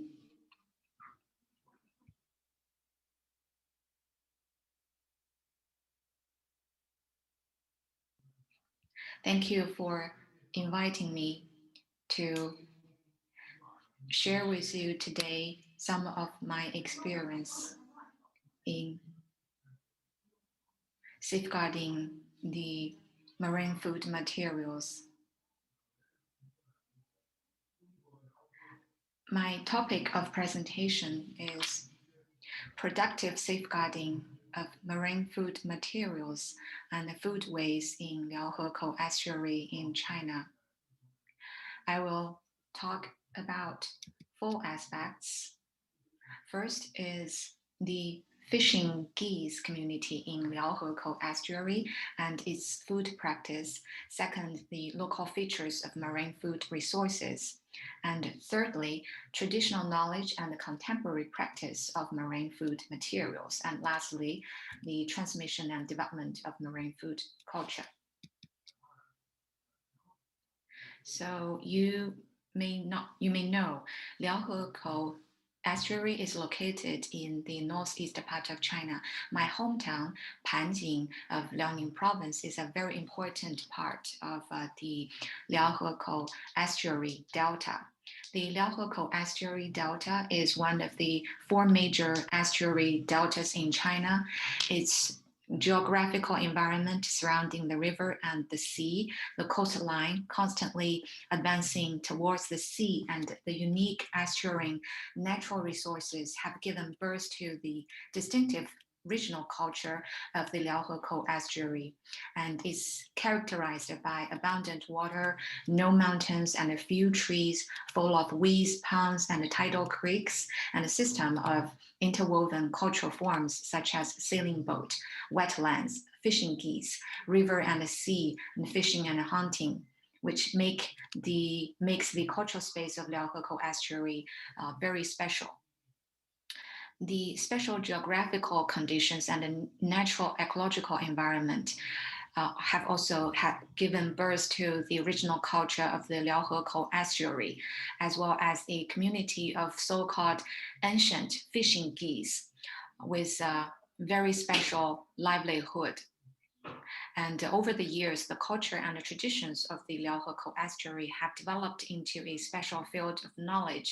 And the original food culture, which is based on the knowledge of the special marine food materials of the Liaohekou estuary, is very unique.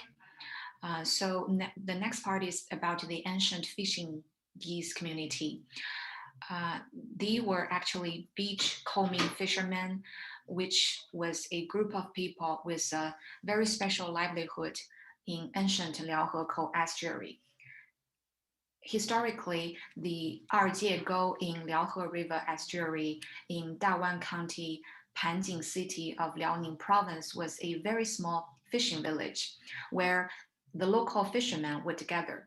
They were mainly poor people from north part of China, Hebei province, who were not capable of fishing at the open sea. So they could only migrate like migratory birds along the coast, fishing in the shallow sea at the estuary, living a very primitive lifestyle of eating crabs and shrimps alive.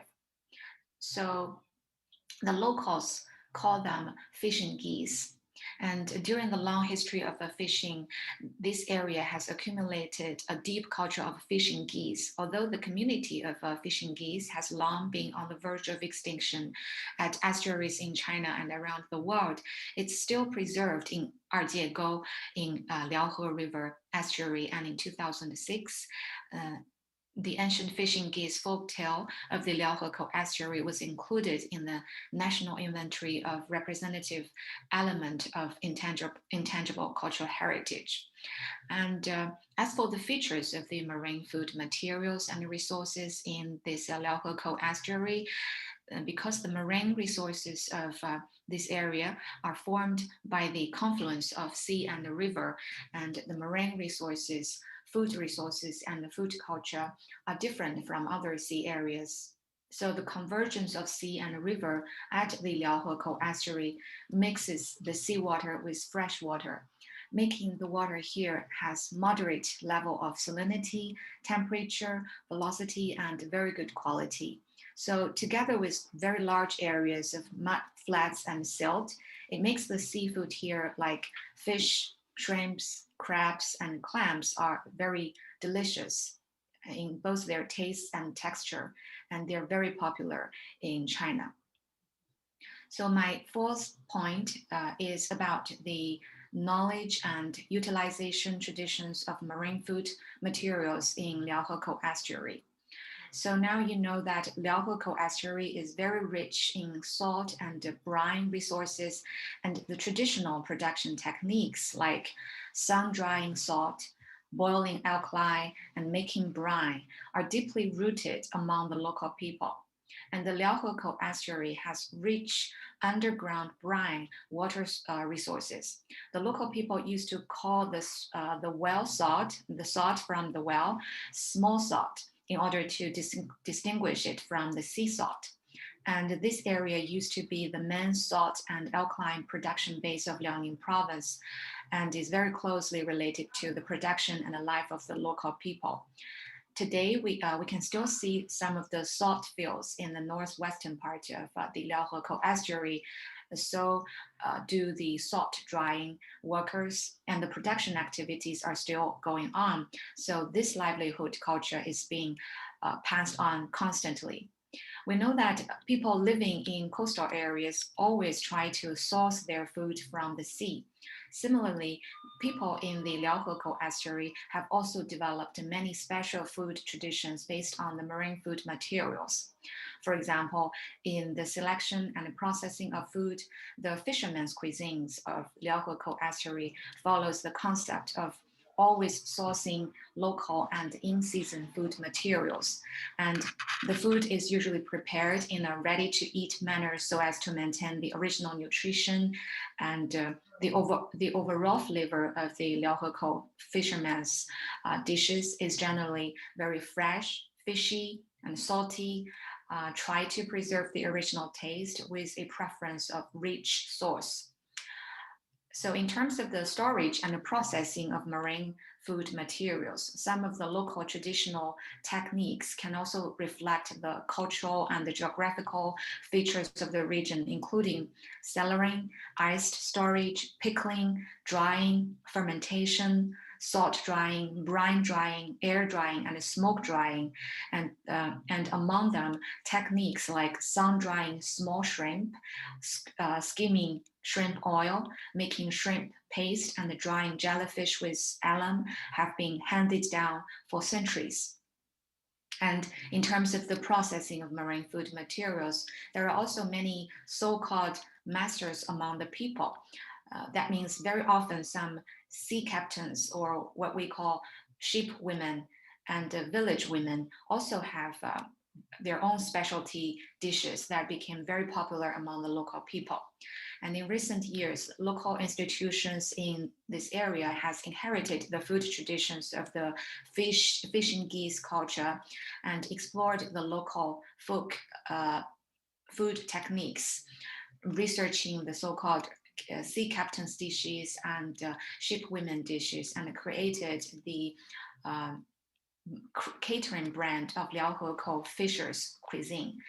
Some of the dishes, such as jelly stew, clam and eggplant, dried bamboo shoots, and crab stings, are very popular with customers and have been acclaimed as famous dishes in Northeast China. During the selection and processing of the above-mentioned food materials, the cooperation and the food customs of the people of this region were formed, extending to food utensils, heating equipment, heating stoves, and ritual and festive items, which have profound cultural value and significance in terms of preservation and transmission.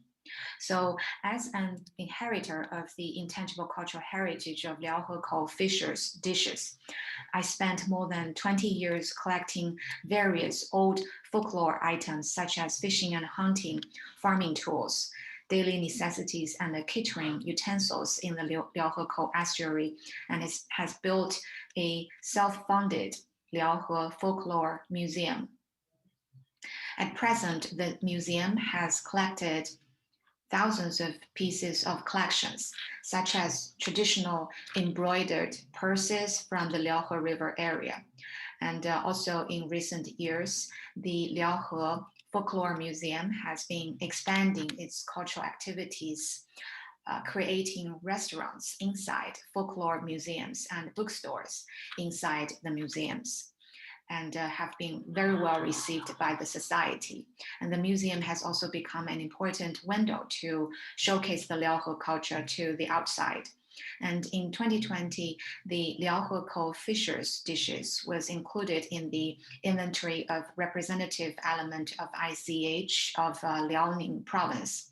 And in December of the same year, this Liaohekou Fishers dishes became the first Michelin-starred Northeast cuisine in Beijing.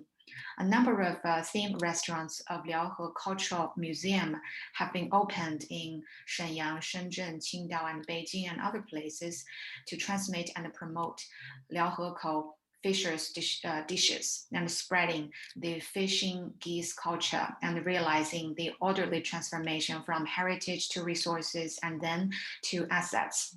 And an environmental public interest organization has also been set up to protect the marine environment, to preserve marine food materials, and to transmit fishing geese culture heritage. So the productive safeguarding of the special marine food materials and folk food customs of the Liaohe estuary is not only a tribute to our ancestors, but also inheritance and a promotion of traditional skills. And we advocate the common guardianship of our homeland, of the marine heritage and the dissemination of marine culture. So that is the presentation that I have today, which I will provide a full version to the organizer. And finally, I'd like to sincerely invite all of you to visit my homeland Panjing of Liaoning province to appreciate the red beach and the Liaohekou fisher dishes. Thank you very much for your attention. Thank you very much for the presentation of Mr. Zhang Song's paper. It was very interesting presentation, including the use of fishing geese and the culinary culture. And I would also like to congratulate on the success of Liaohe cuisine in China and being acknowledged for that. Excuse me. Now we have heard from 4 speakers from different parts of Asia Pacific. And I understand that we have a couple of questions from our YouTube audience. And these questions are directed to, I think one is to Mr. Islam, another is to Ms. Maggot. So I would like to give first to Mr. Islam for an opportunity to answer, but let me call up, let me quickly read the questions. First question to Mr. Islam from a YouTube Korean channel. Community efforts to cope with climate change, such as floating gardens and mangrove forests, were very impressive. Are there any additional cases? And it would be nice to hear if there is specific statistical data on how much the food system has recovered through the damage. I think because we have 4 speakers, Mr. Islam maybe could provide the answer within a couple of minutes, please. Thank you very much. Actually, it's a very good question. Basically, there are 4 different regions in the coastal areas of Bangladesh, and the food production system in the coastal regions of Bangladesh are based on agriculture and fish consumption, fish production from the sea, and freshwater fish catching. So what happened in the context of Bangladesh, it is basically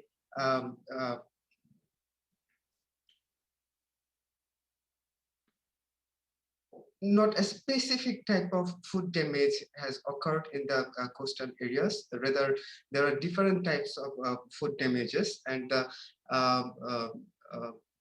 fact is that there is actually not any concrete statistical data on the last decades on how much food has been damaged in these areas. There are some scholarly researches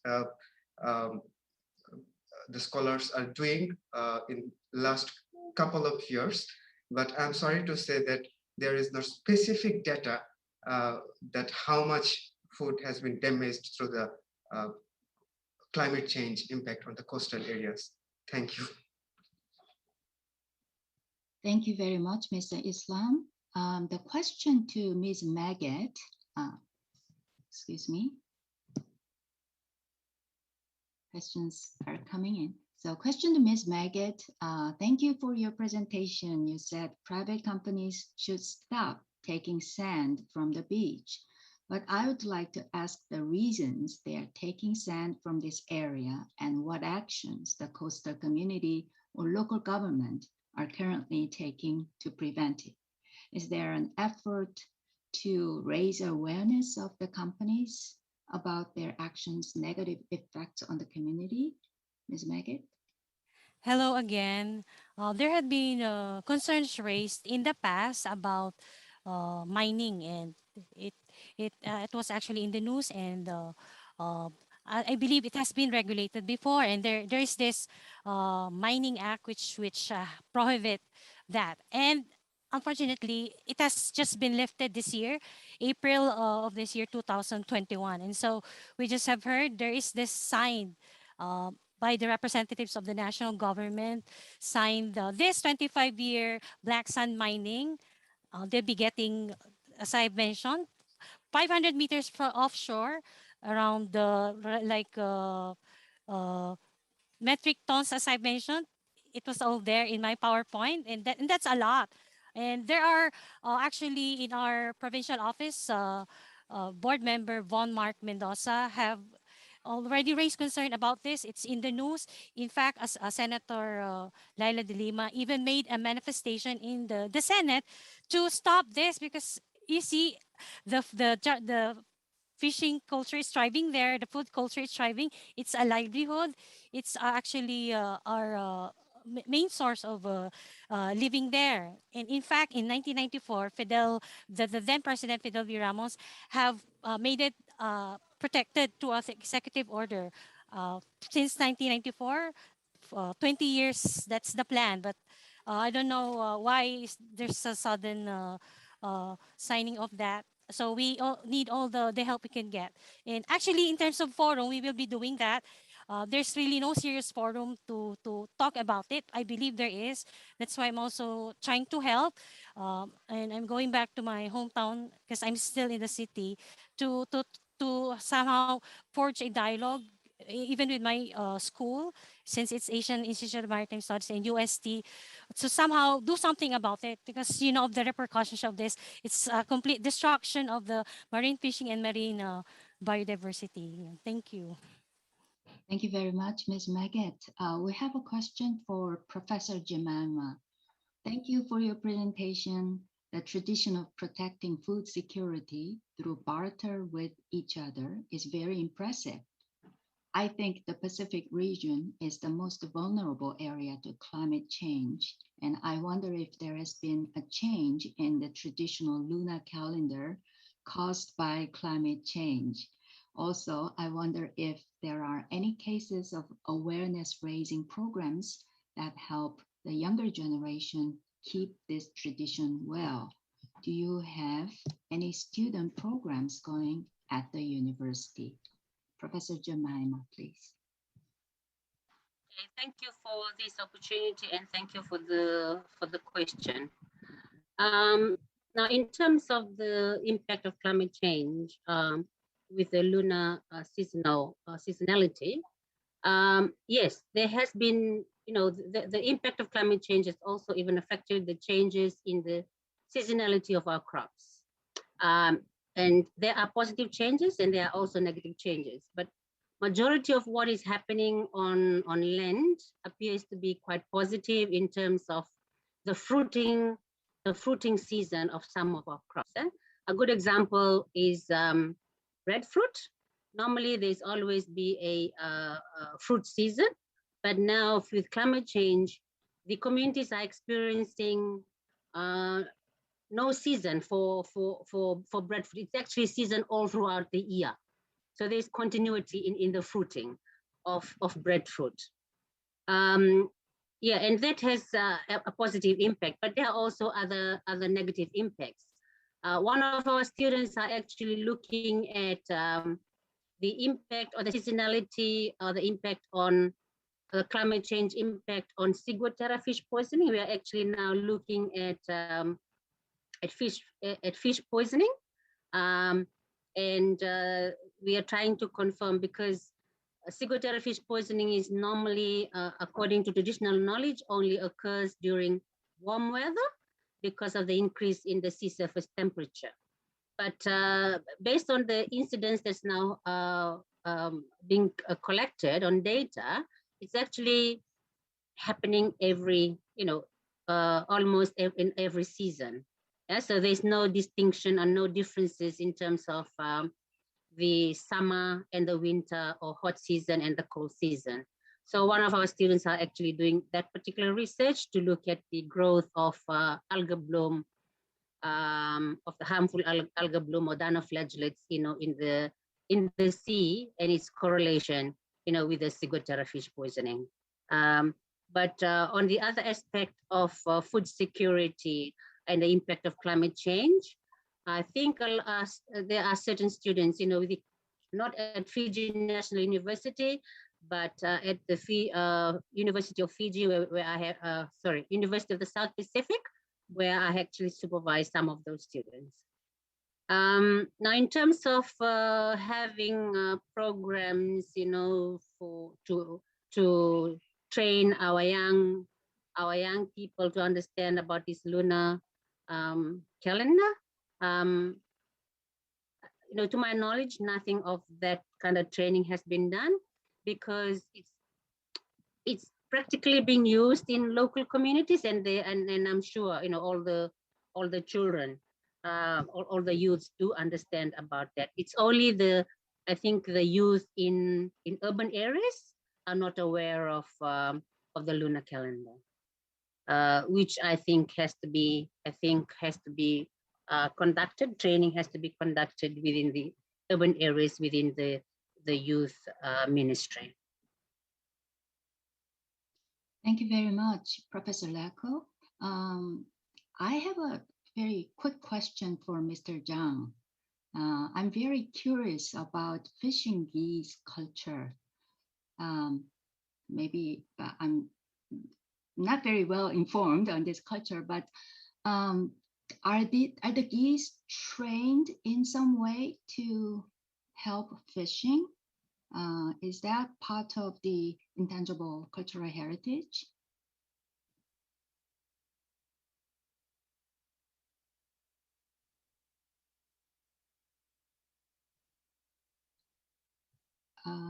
I think the screen for Mr. Zhang has frozen for some reason.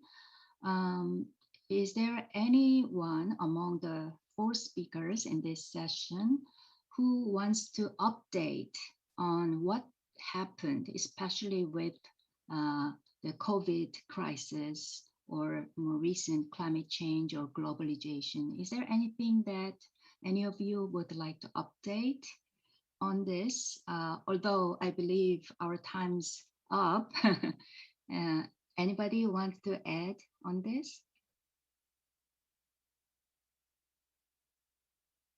Okay, if not, actually we are 2 minutes past our session time. We have successfully met our time limit, and we had very interesting and also exciting discussion. And I personally learned a lot from your presentations. And I think together we have realized the cultural diversity and among us and the common thread that we encounter in sustaining these precious cultural traditions. So I have been very happy to moderating this session, and I hope to see you in the future in different contexts and venues. Thank you very much. And I'm wondering if Minji has anything to do before I close the meeting. Do you have any announcements or anything? Thank you, Professor Bag, and thank you, everyone. Now I will have some time for group photo before we finish the session. But Mr. Zhang is missing. Yeah, I wonder if Mr. Zhang can open his camera.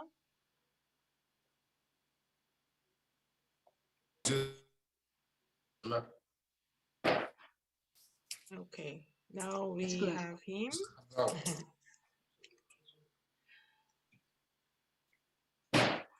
Okay, we are going to have a group photo, so please.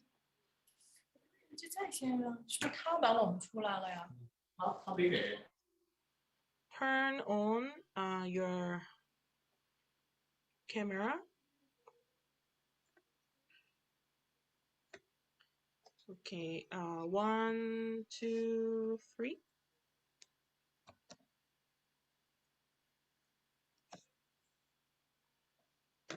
Okay, one last.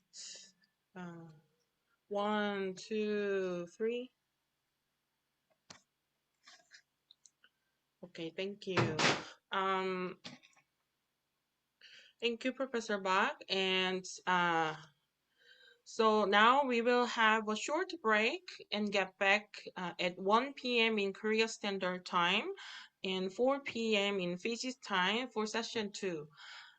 For those who would like to check more information, please visit ITSCAP's website, and the presentation materials will be uploaded after the meeting in Korean, English, and French. Thank you very much, and Thank you. see you at 13 o'clock. Thank you very much, everyone. Thank you very much. Thank you. Thank you. Grateful. Thank you.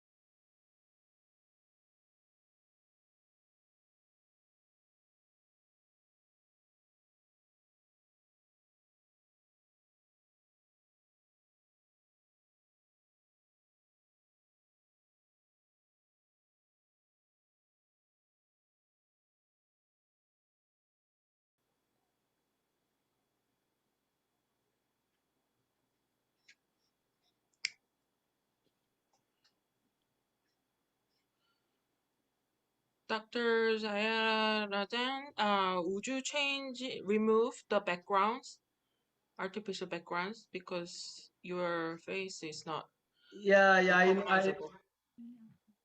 I understand. I understand.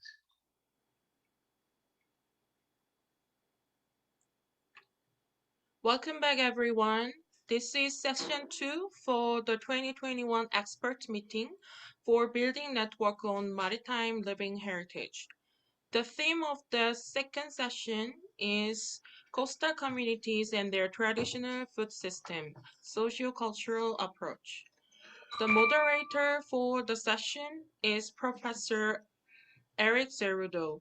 He is the director of the University of Santo Tomas Graduate School Center for Conservation of Cultural Property and the Environments in the Tropics.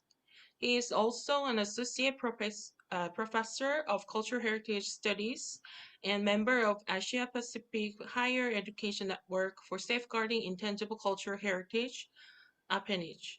Please welcome him. I would like to greet everybody, to all our hosts, our esteemed speakers, and all our onliners to this expert meeting. I'd like to greet all of you a pleasant afternoon. And for this afternoon, again, we will be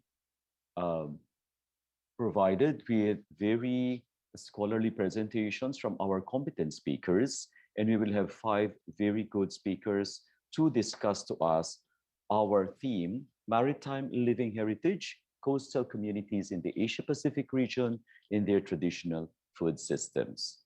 So for this afternoon, to commence our program, we will have our first speaker. And for our first speaker, I would like to introduce you to our audience in this experts meeting. Our first speaker is a research associate at the Research Institute for Cultural Heritage of Hankook University of Foreign Studies. She is currently undertaking a PhD research on critical analysis of intangible cultural heritage discourses in related policy in Korea at Hankook University of Foreign Studies, Seoul, Republic of Korea. Her research interests include representation and interpretation of intangible cultural heritage in media and society, ICH-related policies, cultural practices of the youth, and international cooperation. Shall we give a big round of applause to our first speaker, Ms. Sumi Nam. Good afternoon, Ms. Sumi. Thank you for welcoming me. So now I'm gonna do my presentation. Okay.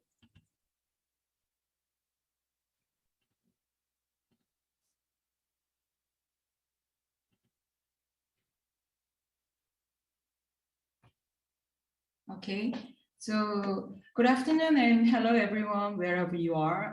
My name is Sumi Nam and I'm very happy to be here and presenting on the ecological and cultural aspect of local food waste in Ulung Island. Has anyone been to or heard about this Ulung Island? I assume that many of you may aware of Jeju Island already. So let me take this opportunity to introduce another beautiful island in Korea. Ulung Island is a volcanic island located in the middle of the East Sea. The area of Ulung Island is about 73 square kilometers, which is 1/25 of the Jeju Island. It's quite small, and it is now only accessible by taking a ferry for about 3 hours. This makes the island has its own ecological biocultural system. Lately, Ulung Island is a trending touristic destination among Koreans. I hope you get interested in this island. So then I would like to share my observations during the field research conducted last year by my center. The subjects can be looked at under the following headings. I have divided my presentation into 4 parts. So as a background, let me share the brief history of Ulung Island. As I mentioned earlier, Ulung Island is a volcanic island and it has a harsh environment for growing rice, which is a staple food of Korea, and for farming in general. There's not enough sunlight throughout the year, and most of the islands are steep slopes. The sea around the island is getting deeper rapidly. Meanwhile, most of the residents were mainly farmers. So this made fishing and related activities difficult. Can you imagine what people in Ulung Island faced then? They faced an extreme lack of food and suffered from hunger. So to survive, people looked around the island and noticed what they have on the island and developed knowledge on native plants. So this is how the distinctive local food culture has developed in Ulung Island. So in the context of Korean food culture, using wild vegetables for cooking is very common. But since Ulung Island has the isolated ecological environment like Galapagos, and has made various native plants different from those grown in mainland Korea, people developed the ability to identify edible native plants of island and use them for making up for insufficient food. Gradually, food with native plants became an important position in the diet of Ulung community. This flower, for example, called Malnari, is only in Ulung Island, and their birds here is a very typical example of a family food. Can you see the food here? They are cooked for survival reason. And including this, some 말나리 범벅, various recipes and storage way for each native plants have been developed. Then, in an era of accelerating social and environmental change, Ulung Island's local foodways faces new chapter. With the development of logistics and transportation, the island's connection with the mainland Korea was strengthened and began to be influenced culturally and economically. Tourism began to expand, and thanks to national economic growth, the food situation of the island got better. With the social changes, Ulung Island has led to both advantages and threats to the local food culture. The development of logistics and tourism brought commercialization of native plants, and it became a major source of income for the community. It started to popularize nationwide as unique side dishes from Ulung Island, enriching everyday meal. Commercialization of native plants affected the agricultural system of island as well. Farming native plants account for more than 85% of agricultural income. Since native plants are wild vegetables, it requires the similar environmental conditions as it used to have. So people of island try to keep a similar environment, and eventually it contributes to the protection of ecosystem of the island. These are the normal field of Ulung Island. Can you see they have a small portion of field which are grown the native plants, and they are surrounded by trees like it used to have in nature. And then however, for those who are not selected, they are now endangered due to the climate change and recent construction boom on the island. And with an advanced logistics system, island's diet becomes very similar to the mainland's one. So let me share just one example. Another impact from social changes on local food culture is the change of the local food itself. This is 명이나물, and most well-known local specialty now in Korea. Before, when it was one of famine foods, only stems were used for supplying an insufficient amount of rice at the time of early spring. So then now with the mass production and commercialization, it became pickled leaves with using leaves, which is this. Uh, it is really good with the samgyeopsal, Korean pork belly barbecue, by the way. So, and because you need to eat leaves, people do not eat myeongni bumbo, which is this one, anymore, the food with the stems. And because once you cut stems, it's done, you know, so you cannot have leaves after that. That's why the food itself has changed its form. Um, Despite many changes of social and uh, environmental changes, as you can see on interview, the comment from the, as you can see the comment from the interview here, local food with native plants still is part of Ulsan communities' everyday lives. These are the food examples. How they eat native plants, and they are eating like a bibimbap as well. And after experiencing those changes, the local community's interest in local food culture is increased. Along with this, the effort of safeguarding local food culture and raising awareness of its role as reaffirming the identity is underway. Let me show you some of the community's involvement in the local foodways.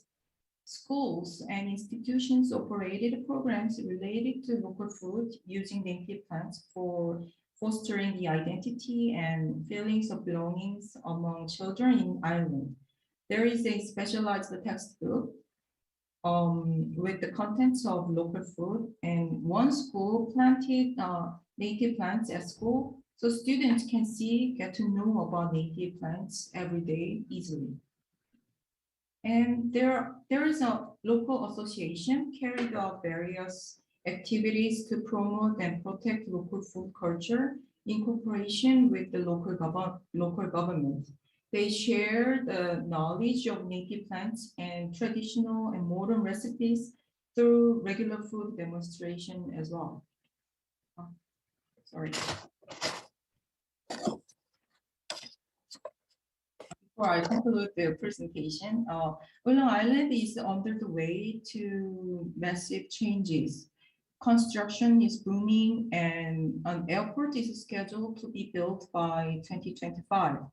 This can lead another changes on the local food culture, both production and consumption.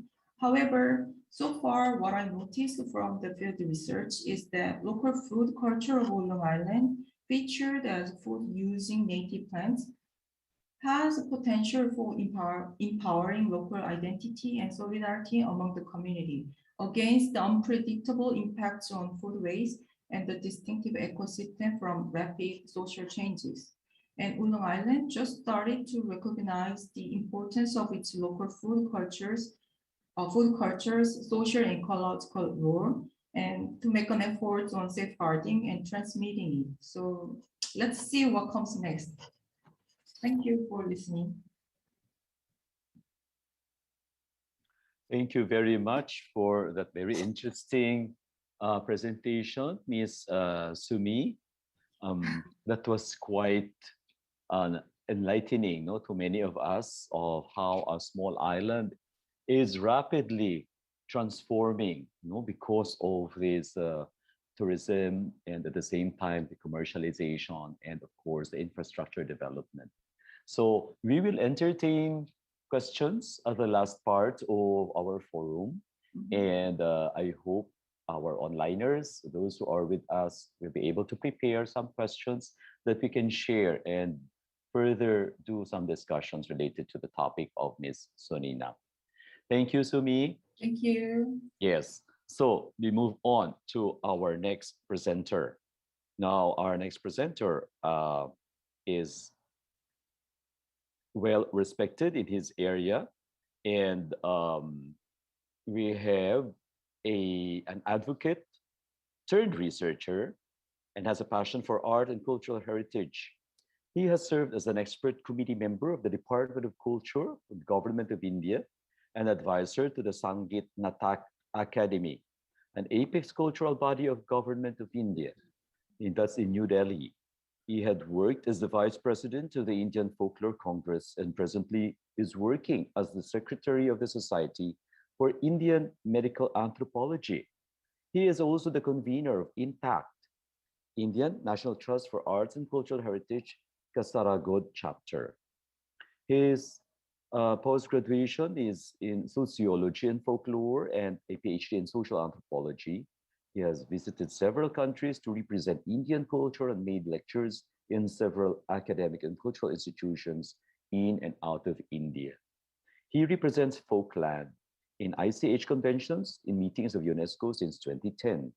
He has conducted several types of research on folklore and intangible cultural heritage, and he has presented several research papers in national and international seminars and conferences. To present to us ethnic food tradition of the Kerala fisher folk, let's all give a virtual round of applause to Dr. V. Jayarajan. Welcome, Dr. V. Good afternoon. Oh, good afternoon. Eric B. Cerudo, moderator. Yes. Yeah, okay. Okay.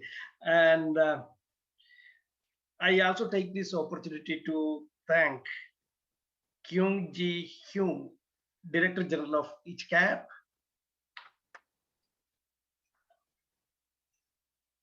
Minji Kim, and fellow presenters, my friend Suminam,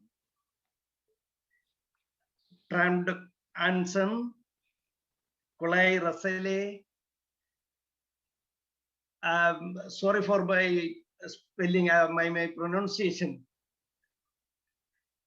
So good afternoon, good morning, and good evening, because people around the world may be listening this. Okay, my topic here is ethnic food tradition of Kerala fisher folk. So you may be knowing Kerala state is a southwestern state of India,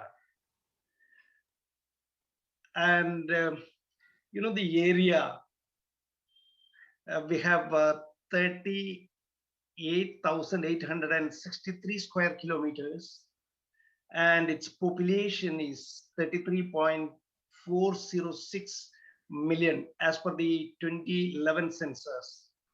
Out of this, we have male population of 16.027 million and female population of 17.379 million. And the density of population of Kerala state is 859 per square meter. This is one of the largest density of Indian states. Yes. So when we talk about the fisherman culture or the food system of fisher folk, so we should know the coastline length of India and Kerala. India has 8,129 kilometers coastline, whereas Kerala has 590 kilometers. That is around 7.26% of coastline of India. So when we talk about the mythology, Kerala, the southwestern province of India, is believed to have reclaimed from the ocean by Lord Parashurama, who is an incarnation of Lord Vishnu. Vishnu is one of the Trinity gods of Hindu mythology. And the mythology again proclaims that Lord Parashurama threw his battle axe into the sea. As a result, the land of the western coast arose, and through that it was reclaimed from the waters. So that is the relationship with between the sea and Kerala state. Okay, ancient geographical divisions. It is also to be understood that the ancient geographical divisions of Kerala, according to that is the only literature available in the earlier period, so that this is divided into 5 divisions: mountainous region, forest region, plain lands or croplands, then dry lands, and of course the last one is coastal area, that is it's called Nathan. And again, the people who lives in the area is called Meenavar, Paratavar, uh, Paratavas, Nulayars, and Turaivans. So these are all the communities who are living in the coastal area. And again, another tradition is that another epic says that different kinds of people who are Neithar again, Paratavar, Walayar, Karayar, Arayar, and Patanavar. So these are all the another according to the one epic. These are all the communities. But now coming to the present period, so we have 3 different religions. Muslims are there, Hindus are there, and Christian community. In Muslim, it's called Pusla, who are the fisher folk, and Hindu, there are several communities belong to fishermen folk, Divara community, Arayan, Velan, Nulayan, Mukuvan, Arayavati, Valancheer, Mogaya, Bovi, Mogayas, and the Mogaviras. So these are all the different communities under the fold of fishermen community. Okay, coming to the population, it's a large number of people are eking out of the livelihood of these marine products or fishing. We have the fishermen population. Marine, it is 784,000. 784,000. The total population is 10,000. Yeah, it is 101 and 8,000. Then marine is 784,000. Inland is 234,000. In India, our counting is a little different. We count in lakhs and crores. And active fishermen folk is also there, 183,000. And 53,000 inland fishermen is 53,000. Okay, so coming to the villages, so there are fishing villages also. There are marine fishing villages are 222, and inland fishing villages are 113 only. Yeah, these are all the dwelling places of fishermen community of Kerala. So you can see the photos. Yeah. Okay, traditional fishing boats. You can see there are two kinds of fishing boats, but nowadays motorized boats are also using. These are all the traditional ones. Yeah, repair works of fishing net, shallow water fishing using hand net, and we have several types of nets also. Hand nets is also there. Yes. So coming to the food tradition, we have lots of food traditions in Kerala. That is, rice, food, rice, fish, and the cooking method is also very different from one place to the other. Yeah, these are all the fried fish delicacies. Next. Yeah, these are all the rice and fish curry served in a banana leaf. Traditional wisdom is also there. Traditional wisdom of fisher folk is also very different from the others, and they are very known to the sea culture, the sea, wind, waves, weather, and undercurrents rain, thunder, and the directions from the sea. They can identify the stars from the sea, moon, sun, and also the time factor. We know that in olden days there was no GPS system, but see, without GPS system, so they can identify the places. So wherever they want to go, they can go without any devices, electronic devices. So that is the knowledge the fishermen communities are having. Yeah. See, the medicinal knowledge of the food is also very important. It has nutritional value, it has medicinal value, and it has therapeutic value. And of course, we know that sardine oil is used for children and pregnant ladies for better nutrition. It is a common thing. And shark liver oil is also used healing wounds and respiratory complaints, and also digestive complaints.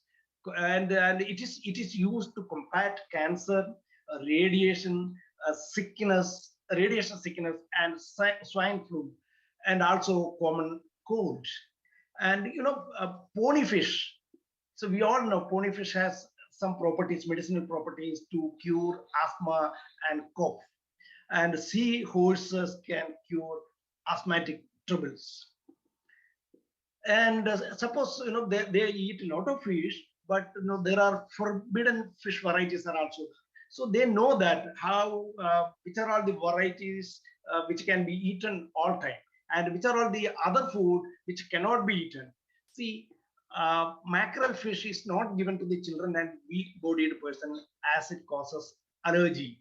So that causes allergy. And using crab, squids, catfish, and mackerel are restricted to carbonates. Yes. So we have gone for an interview, and we found that some people who are not taking these foods like crab, squids, catfish, and the mackerel, and they are not eating that because they say that suppose woodcutters or the smiths and the people who are using sharp weapons, they are unwilling to eat these fish varieties because they say it delays the healing of wounds. So it is very interesting. So from the tradition, they know what are all the fish varieties and what are all the fish varieties that should not eat while working on the sharp weapons. And of course, and there is a ban on fishing also. This is the knowledge on environment, as it is believed to be the breeding season of many fish varieties. They are not supposed to go to the sea and engage in fishing. So it is banned, and they are restricted during that time. So these type of practices, these type of knowledge, these fisher folk is having. Even now they follow these kind of traditions, these kind of knowledge, and we have a lot of knowledge bearers who are all practicing this, who know this. Though the community, the knowledgeable persons number is very limited, but still somebody knows this. Yeah, and another interesting thing is there is a marine code. We call it kadal koddi. Kadal koddi means a marine, traditional marine code, and they settle their disputes. That disputes related to their food, their culture, and their work, their fishing, everything. So they all settle their disputes within that marine code every month. Previously every month they assemble, but nowadays once in three no thrice in a year, three times in a year they assemble for this, and they settle their disputes. So nobody can go out of that. If the court predicts, if the court decides, if the court decides a decision, so that is binding to all people. they cannot escape from the verdict. Yeah, you can see the fish varieties of Kerala. This is very limited, and we have lots of other fish too. And see, when I went to the fish markets, you can see the fish market here. This is a small type of fish market here, and this is a market that is owned by municipal corporations or local panchayat, and we have several other things also. Yeah, this in the roadside also fisherwomen sells their products.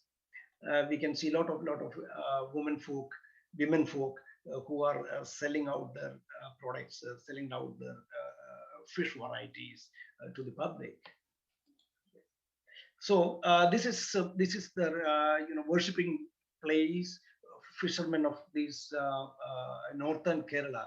This is called Kurumba Bhagavati temple, Kurumba Bhagavati temple. It's a mother goddess.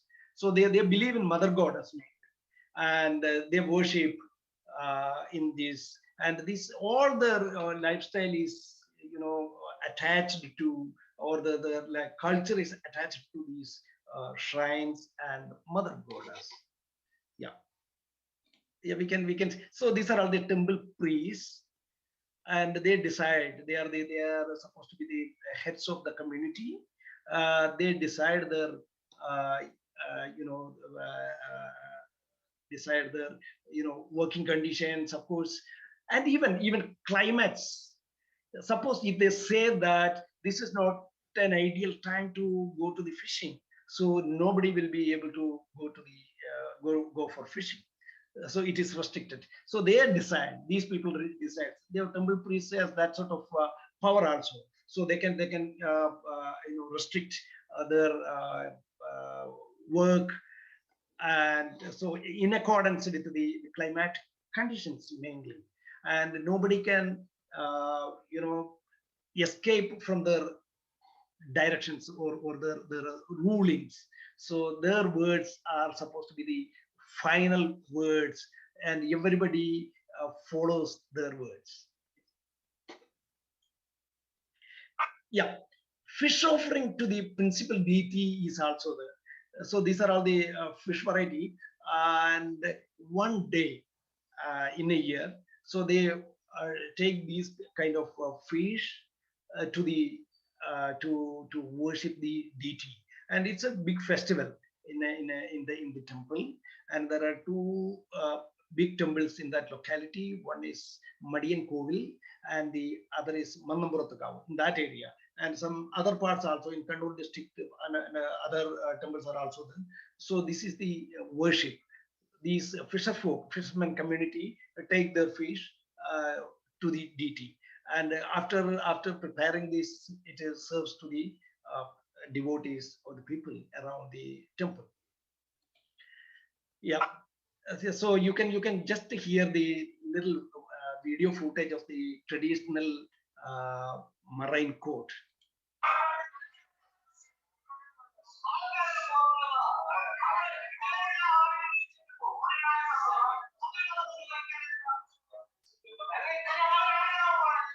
Yeah, this is a sinner, and who was questioned by the temple authorities, and he has to obey the rules. He has to obey the directions of the priests who are sitting in the back or the front. You can see them. They are in the one side. Yeah, next part is also there. Yeah, they are the priests. They are the priests. So they decide. They are deciding.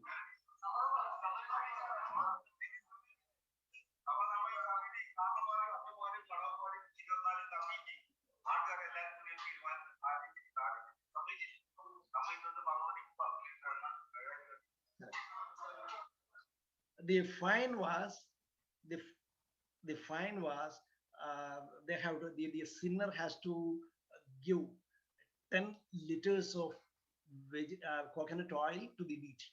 So that is the punishment. So that is how they they decide a case. Usually, it is related to the shrine, and they will be fined. The sinner will be fined to pay the fine to the deity. It is not to the others, it is to the deity alone. So everybody oblige the rulings, the decision of the committee. This is called a traditional marine court. So I think my time is over. So thank you so much for listening me. Thank you so much to Dr. Jayarajan for that very interesting introduction to a most colorful and also a very complex ecosystem of marine food tradition, no, of Kerala. So I think I was very interested with the marine court that you are trying to introduce, because I have many questions of how it works, especially about the endurance of traditional protection systems, no, related to our fishing tradition. Again, we would like to encourage everybody, if you have some questions that you would like to raise related to the presentation, please maximize the use of our chat box, and I will read through them on the latter part of the forum. Now we move on to our third presenter. No, our third presenter, let's see, is well, he is from our South Pacific area, and he is currently a teaching assistant at the University of the South Pacific Laukala campus in Suva, Fiji. He is from a village called Dawara in Vanua Levu, Fiji, and his research interests are all the fields of Pacific studies, inclusive social development, ICH or intangible cultural heritage and sustainable development, and ethnographic research. So to give us his discussion entitled Rethinking Food Security and Sustainability in Itoke Coastal Communities, let us all give a virtual round of applause to Mr. Kolaya Rizal. Good afternoon, Mr. Kolaya. Good afternoon, Professor Eric, and Bolavinaka, and warm Pacific greetings to all of you presenters and for all of those who are also joining us virtually from other parts of the world. Today, for my discussion, I'll be based on the topic rethinking food security and sustainability in Itoke communities. Now, Itoke communities, we are the indigenous communities of Fiji. For those of us who don't know this, we are a multi-ethnic, multiracial country. Fiji is a multiracial country. We have ethnic Fijians, the Itoke communities, which are the indigenous community, and we have Indians, Fijians of Indian descent who came during the Gurmit times, and we have Fijians of Asian descent, and we also have Fijian of European descent. So it's a multi-race ethnic country. So it was rather good to be clear with the communities that we're talking about when we talk about Fiji as a. So for this discussion, I will be talking about the indigenous communities of Fiji, which is the Itoke coastal communities. And also, as you can see above my topic, there's a Fijian idiom, a Fijian phrase, which reads, "Ndatuwatana uvunawai." I'll come to the meaning of this in the next few slides. So just a brief outline of my discussion. First of all, I'll be talking on the Itoke worldview. You know, if we are going to talk about ICH, if we are going to talk about indigenous knowledge and sustainable development, I think it's better we understand at first how the local people view themselves and the environment. And this is what the worldview is all about, the Itoke worldview. Why they do this, why they do that. So that comes on under the worldviews. And then I'll go on certain Itoke, ICH, and food security, especially in terms of preservation, food preservation in coastal communities. and specific focus discussion will be on some of the social cultural practice that the Tauke communities or the coastal communities, they involve themselves in certain rituals, certain social practices along the lines of food security and also in terms of sustaining their livelihood. So just a brief discussion on the Tauke worldview. And I believe we all agree that each indigenous communities have their own worldviews that are drawn from the experiences, they are drawn from the existence of the ancestors. And all this forms how they view the world, how they view other people, how they view the resources, environmental management. All this comes under their worldviews. And for Tauke, like many indigenous communities, we have this holistic understanding that everything and everyone is connected. Okay, so whatever humans, objects, animals, the trees, the mountains, everyone and everything is connected. And unlike the non-indigenous worldview, the Itauke worldviews, we do not separate things. We do not separate tangible from the intangible. We do not separate cultural from the natural heritage. Okay, everything is just one, comes under one heritage. And we all have different terms for that. In the Tauke perspective, we view that as the vanua. Okay? So the tangible, the intangible, the natural, and the cultural heritage, all this comes under this heritage term we call as the vanua. And we believe that everything operates in the relatedness, in the connectedness. What actions we do as humans will affect the ocean, will affect the fish, will affect the climate and all this. So we believe that whatever we do, positive ways, we also have positive impacts on the environment. And this is what the worldview, briefly, this is what the worldview of the Tauke people is all about. And like I said, like many indigenous groups, we do not separate intangible and tangible. We view them as one, as heritage, okay? We do not view the mountains as different from humans. We view the mountain as something that is connected to us. We do not view the ocean as something different from us. We view them as something that we are connected. We are connected with the ocean. And if you know where Fiji is, we cover a very large area of ocean called the South Pacific Ocean. So our livelihood and everything stems from the ocean. It is why we believe the ocean is our source of life, and we treat it as how a mother teaches children. We're not here to exploit it, we're just here to take care of it. And this is what comes under this notion of vanua, this notion of heritage. We do not separate it from human beings. We view them as our own brothers and sisters, as something we give meaning to. And just a few, the meaning of vanua, it has literal meaning, it has symbolic meaning. Literal meaning, we can say vanua as place, like the land, the sea, the ocean, and everything around it, the fish. And also, when we say vanua, it can also refers to people, a group of people from a village, group of people from an island. All this can be termed as vanua as well.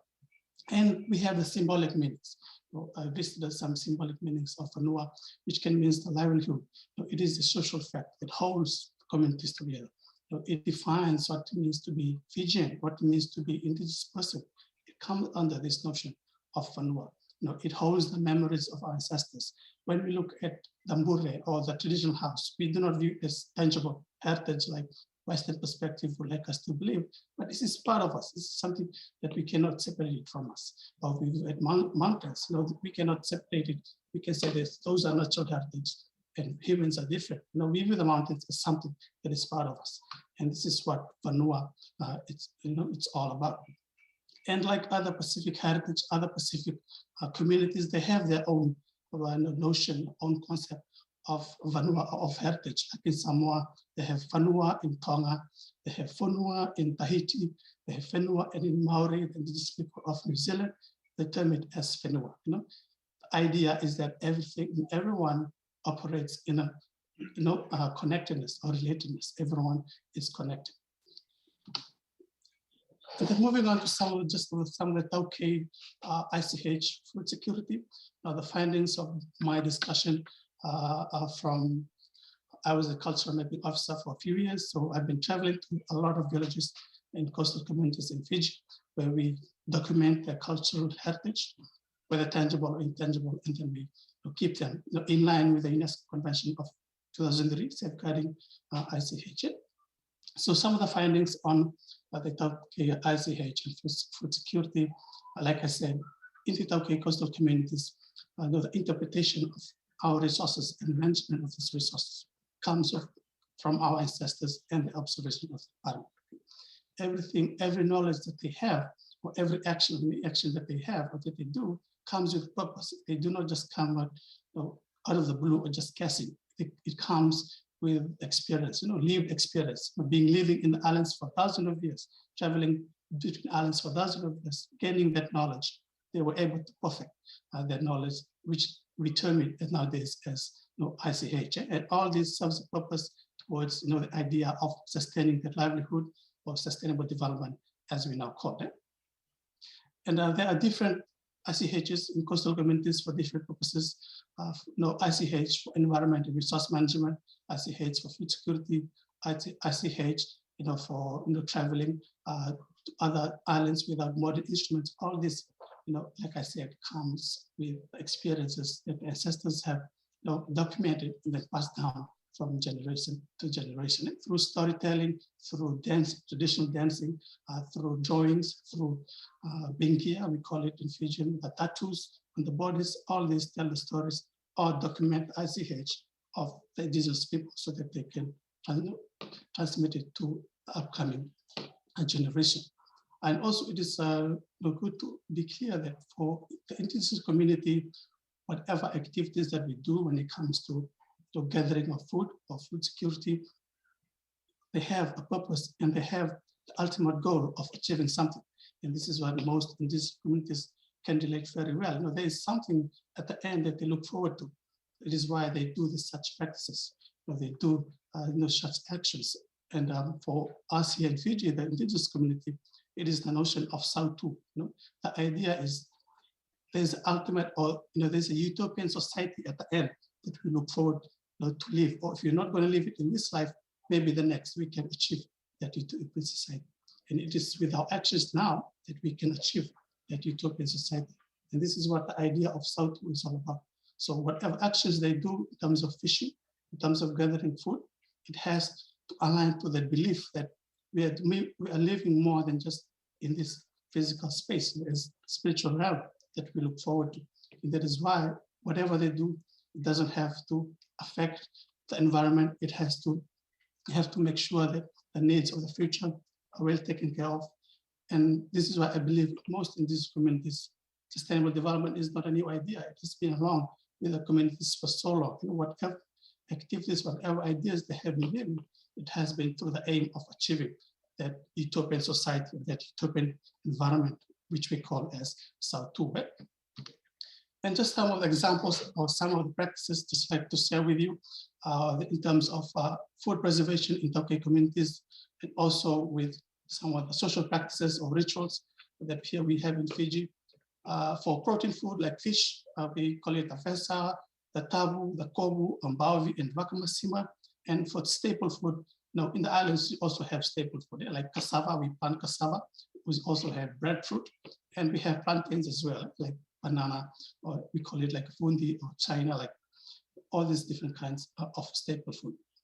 And then the knowledge and practices concerning nature, some of us are familiar with this, the traditional calendar, the rule of akaviti is determined. We all have our own traditional calendar that helps in this community to prepare in advance for certain changing climate or changing weather, and to store their food, make sure that they have enough supply of food at the, in the future. They might not see them, but they know something will happen, so they have to prepare for those events. This is why we have this traditional calendar. And like I said, this traditional calendar are not just made up out of the blue, like they didn't just guess it out. It comes with experiences, like over thousands of years of living in the islands. They have documented these experiences to come up with this traditional calendar. And then social practices, just 3 social practices that I will be discussing further, which is the Tampin Ngoli, Ngoli Benamumi, and Sol Solivaki. All these are very important in the discussion of encouraging and maintaining social ties, social embeddedness, and building social capital, which is crucial for community sustainability. Yeah? So just a few like I said, on the preservation of some of the protein foods or fishes. Most of us here can relate this very well. The smoking of fish or putting fish directly on embers of fire. And we have the kovu, where we wrap the fish in leaves and then we put them on the fire directly. And then we have the vamasima. Coastal communities around the world, they create their own salt.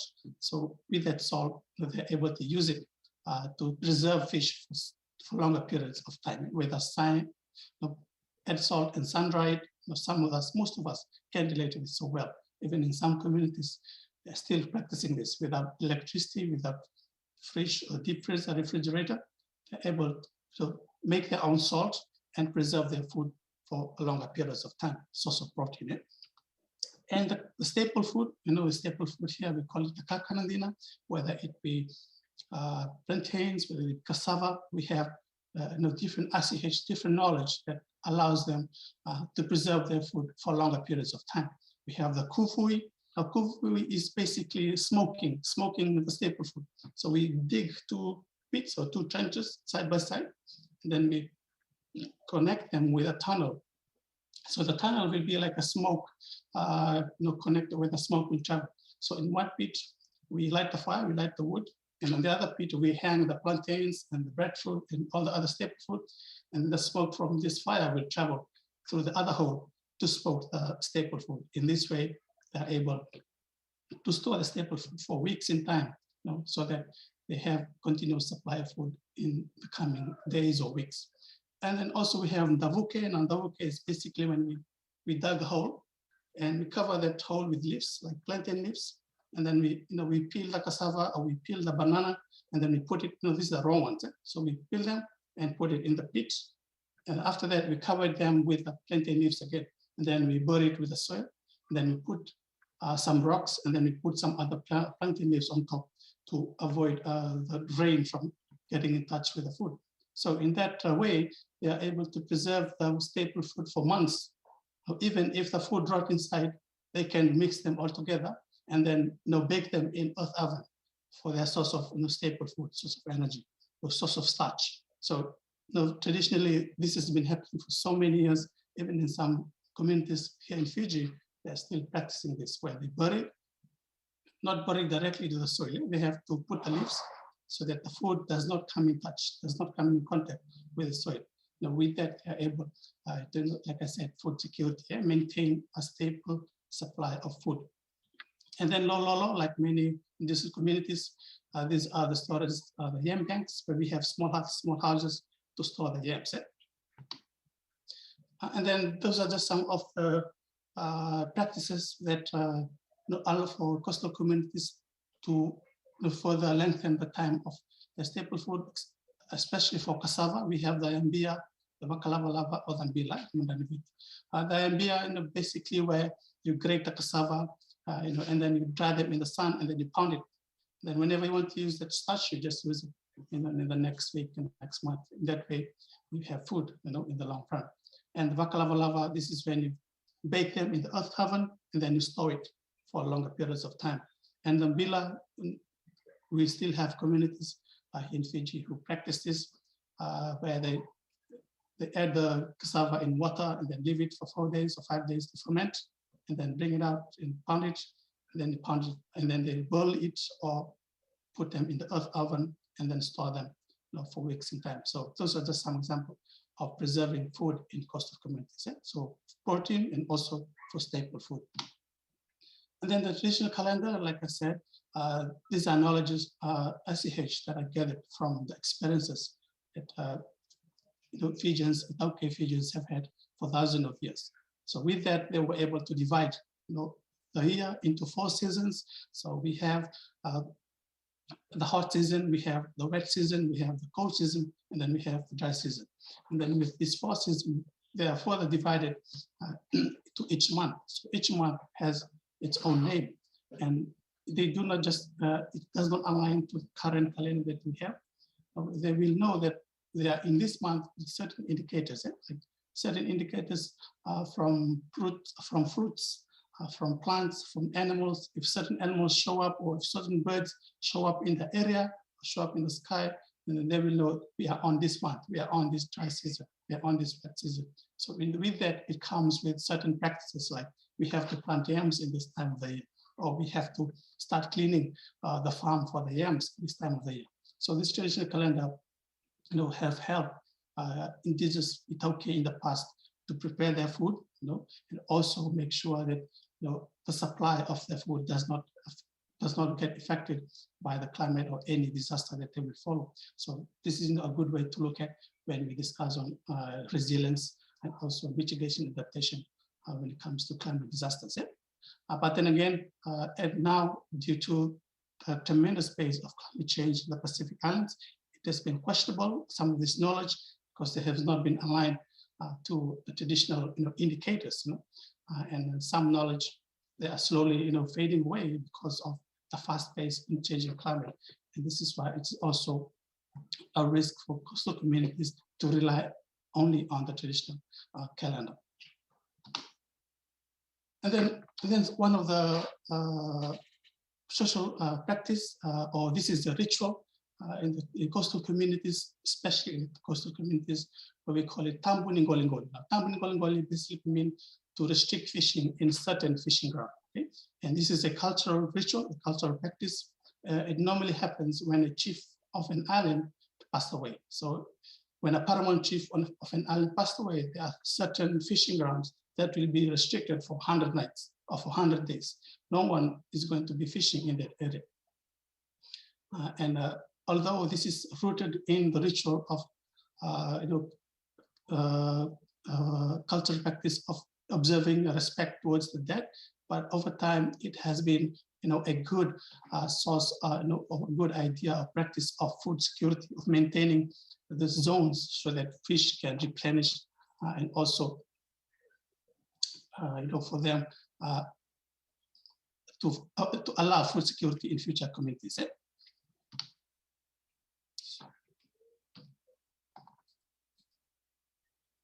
And the goal of Enunumi, basically, this is where whatever fishing practice that we have to make sure that you only fish for one day. Do not fish for 1 week or for 1 month. You only fish for 1 day or for one meal. And this is not being happening nowadays, but before it used to be the idea, the concept that only fish for 1 day.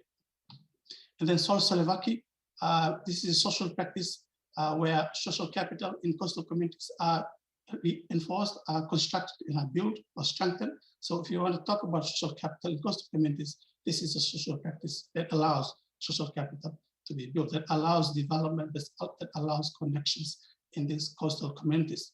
And with Socio-cultural, where they work together, so Socio-cultural means working together as a group.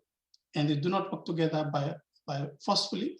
There are kingship, there are ties that allows them to work together. Like each tribe, each matangali, or each clans, they have connections. So that allows them to work together with other communities.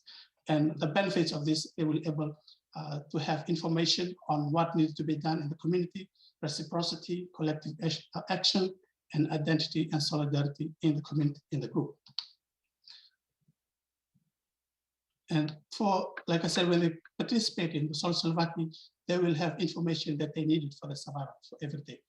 Okay, and after, when they're involved in this, collective actions, Socio-cultural, reciprocity or mutual aid for everyone, where it will have positive impacts in the physical, social, and also in the environmental and even spiritual well-being. So whatever you give when you help somebody, we do not expect anything in return, but that somebody will reciprocate, because when they do something good to each other, they expect they'll be repaid in the next life or in the spiritual realm. And this involves in Socio-cultural practice. And also when they reciprocate in this activity, social cohesion, the trust, the cooperation between each other builds up. So they are able to build that social cohesive and also social inclusive society that I think most of us, try to research it in most cases. And collective action, when they involve in a group activity like Socio-cultural, they accomplish many things. And they will also build values like trust, cooperation, participation, teamwork, even inclusion, just because they are involved in that group and they work together in the common good of collecting their food or going fishing or anything that has to do with their community, are able to build this trust and cooperation by this soil solidarity practice by working together. Mr. Razel, I think we've gone way over time already. I have to apologize, but we have to cut you very, very short just to give justice to all the other speakers. I think we'll just give you 30 seconds to wrap up. Thank you. Apologies for that. So just 30 seconds just for the implications of recognizing ICH, recognizing traditional knowledge for food security and sustainable development. The economical impacts, they are, like I said, there people will just work because they belong in the activity, they belong in the community out of their own soul, of their own good, because they believe they have something positive at the end. And social cultural impacts, the importance of building networks and connections, and also the environmental impact when they, recognize the ICH for food security and sustainable development. So conserving the ocean, conserving the land, and the ultimate view of achieving sustainable community. So I think with that, that closes my discussion. So thank you so much, and apologize if I've gone over the time. And thank you very much for listening to my Tarano. Thank you very much to Mr. Razel, and our apologies for our next speakers, because we may have to do some adjustment when we go to the open forum. No, so please be very cognizant of the 15-minute time frame so that everybody will have the opportunity to also provide us with their wonderful presentations. We were very excited, and I'm sure the enthusiasm of Dr. Razel was very well expressed, with his presentation with regards to this beautiful concept of the Vanua and the interconnectedness of their food traditions and systems in the South Pacific. Thank you. So we move on to our fourth speaker. And in fact, we're really very privileged to have with us a very competent and I think a highly respected government official with us. He is the Vice Director of the Da Nang Institute for Socio-Economic Development for 10 years, and also served as Vice Director of the Hue Museum of Royal Fine Arts for 6 years, eventually becoming the Director of the museum for 7 years. He has served as the Dean of the Faculty of Vietnamese Studies in Phan Châu Trinh University. He received his Bachelor of Arts and PhD in History in 1989 and 2002. He also has had teaching experiences in local universities on the subjects of history of Vietnam, ceramics of East Asia during the 15th, 19th century, culture, and Vietnam Hue region. So I think let's proceed to a most awaited presentation from our colleagues in the Southeast Asian region to share to us maritime foods of the coastal communities in central Vietnam, heritage, values, changes in contemporary context. Can we all give a virtual round of applause to Dr. Tran Duc An Son? Good afternoon, Dr. Tran. May you please open your audio, please. It's okay? Yes, perfect. Can you hear me? Yes? Yes. Yes. Good afternoon, everybody. My name is Tran Duc An Son from Da Nang City, Vietnam. So I'm very honored to join with one of the specialists of the heritage culture. And I want to discuss something about my subject, maritime food of the coastal community in the central Vietnam. So, okay. So now I will start to my presentation.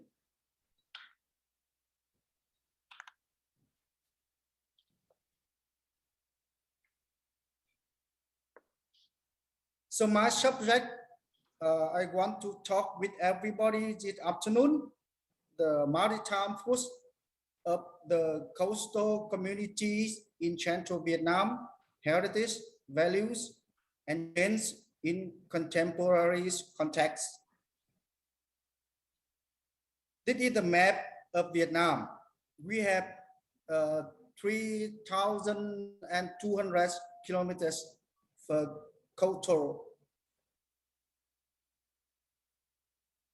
Also, Vietnam had. Dr. Tran, yes. Maybe you have to share your screen. We cannot see your screen. Okay. Wait. Just a bit. So.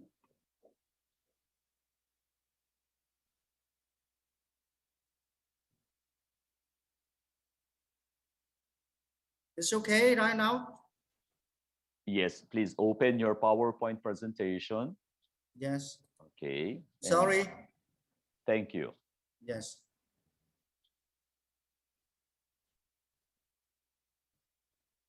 Can you see the map in my presentation? Yes. Yeah, okay. This is the map of Vietnam. Vietnam has about 3,200 kilometers long of the beach. And Vietnam also have about 28 the province and the city. A little bit wait.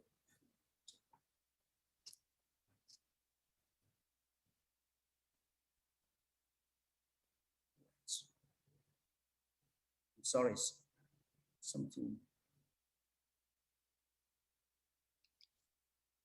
Okay, so Vietnam has 28 coastal provinces with about 20 million residents living a life associated with the seas. Among them, there are 14 provinces in the central Vietnam, from Thanh Hóa province to Bình Thuận province, with over 21st million residents. For generations, the traditional food of the inhabitants in the central Vietnam, especially from the coastal community, had been sources from the sea or from the natural coastal environment, including the wild animals and plants. Tend to ingenious and skillful processings and cooking experience passed down through many generations. The people in the central coast of Vietnam had created device and unique maritime food. The maritime food of the coastal community in the central Vietnam includes the recipe of the raw dishes, the recipe of the steamed dishes, the recipe of the boiled dishes, the recipe of the grilled dishes, the recipe of fermented dishes, and the recipe of fried dishes. This paper provided an overview of the maritime foods in the central Vietnam, the values of the maritime foods, and considers it is an intangible cultural heritage of the community that needs to be maintained and preserved. This is the map of the coastal central of Vietnam. There are 14 provinces and cities. From the north to the south is Thanh Hóa, Nghệ An, Hà Tĩnh, Quảng Bình, Quảng Trị, Thừa Thiên Huế, Đà Nẵng cities, Quảng Nam, Quảng Ngãi, Bình Định, Phú Yên, Khánh Hòa, Ninh Thuận, and Bình Thuận province. This is 14 with over 29 inhabitants.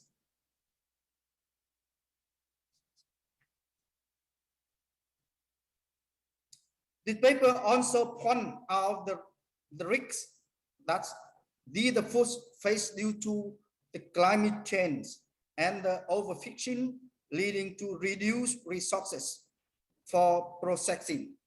This has changed the food structures in the traditional meals of the coastal community in the central Vietnam, making the values and authenticity of the intangible culture heritage also change.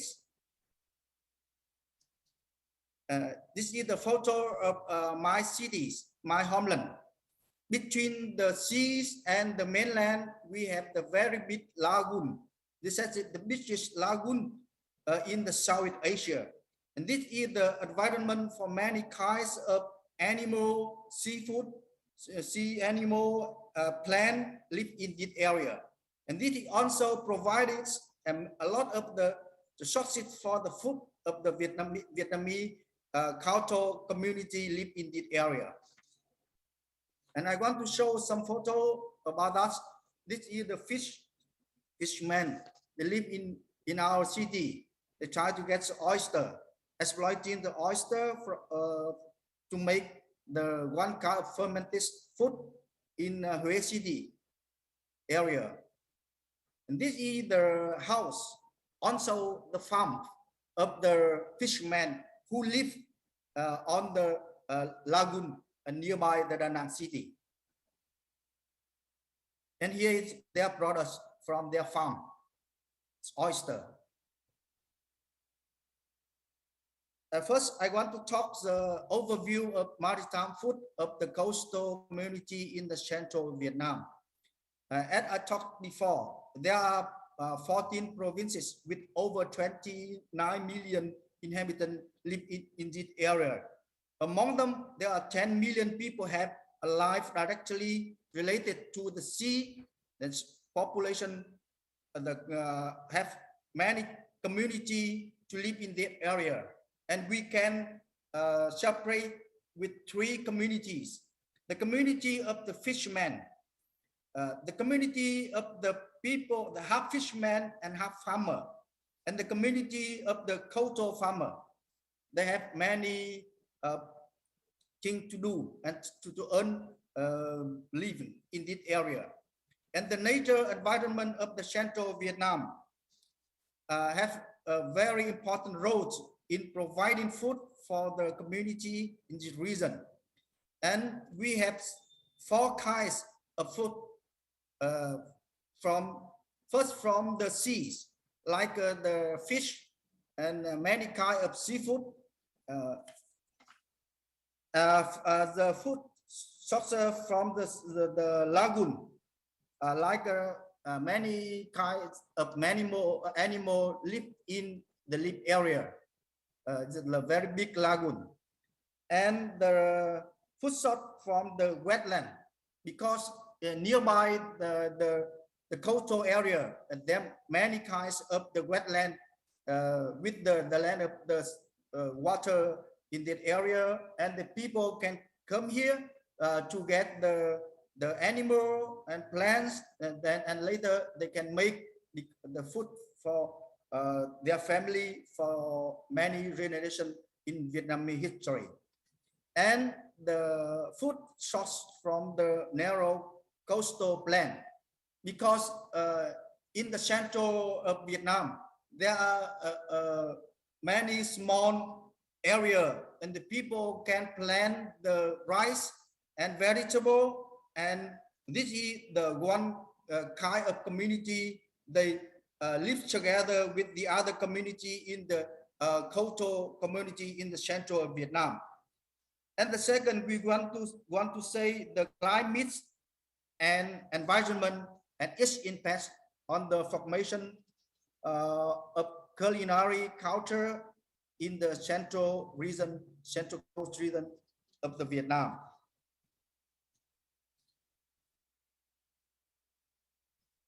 The first, we want to discuss something about the maritime food of the coastal community in the central Vietnam. There are 2 kinds of the meals of the community people live here. The first, the meals of the fishing community, and we come to see and to study in this area, and they say almost of the people belong to this community, they use more the seafood than rice, and they have many kind of seafood like fish, squid, and they use like about 50 or 60% food for daily, and they have 3 meals per day, but only 1 main meals. They start from the morning before they go to the sea to for exploitation and for earn living on the sea or on the lagoon or somewhere. And the others, the meals of the half fisherman and half farmer. All the farmer live in the coastal fields community in this area. And they also had 3 meals per day, but they use more rice, more vegetable than fish or some kind of seafood or some animal they got from the lagoon. And they also had 3 meals per day, but there are 2 main meals and 1 breakfast like the snack meal for that. The second, we want to talk about the maritime food heritage of the cultural community in the central Vietnam. I make some categorized dishes based on some kind of. At first, the categorized dishes based on food ingredients with the 2 groups, the food from animals and food from plants. And food from animals, there are 3 things. The food sources from the sea. It means the fish people, they go to the sea every day and they get the seafood, fish, squid, everything from the sea, and then making the food for daily life of them.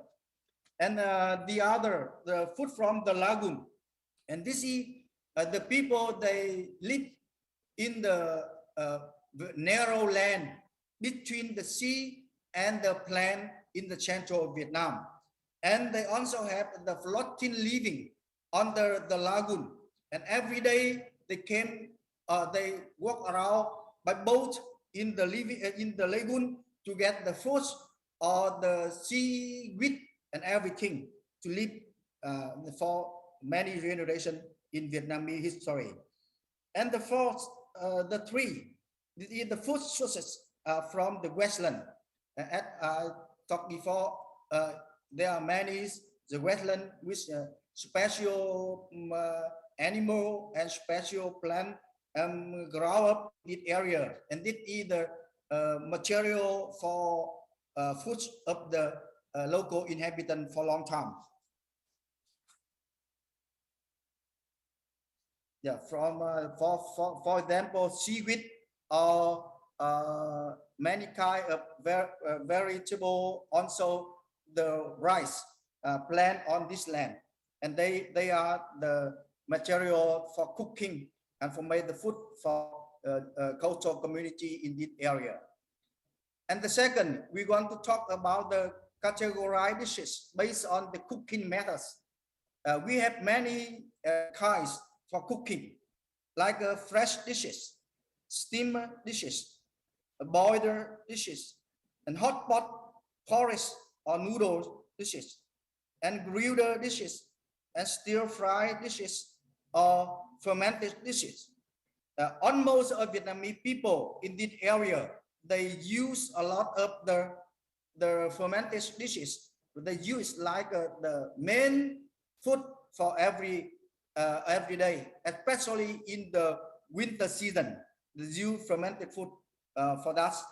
And the other, we also based on the important things to do that, like the specialties of each region, because this is a very long coast in the central Vietnam, and this in each area there are 1 kind of special seafood, and from that they can make the special food for them, also for business.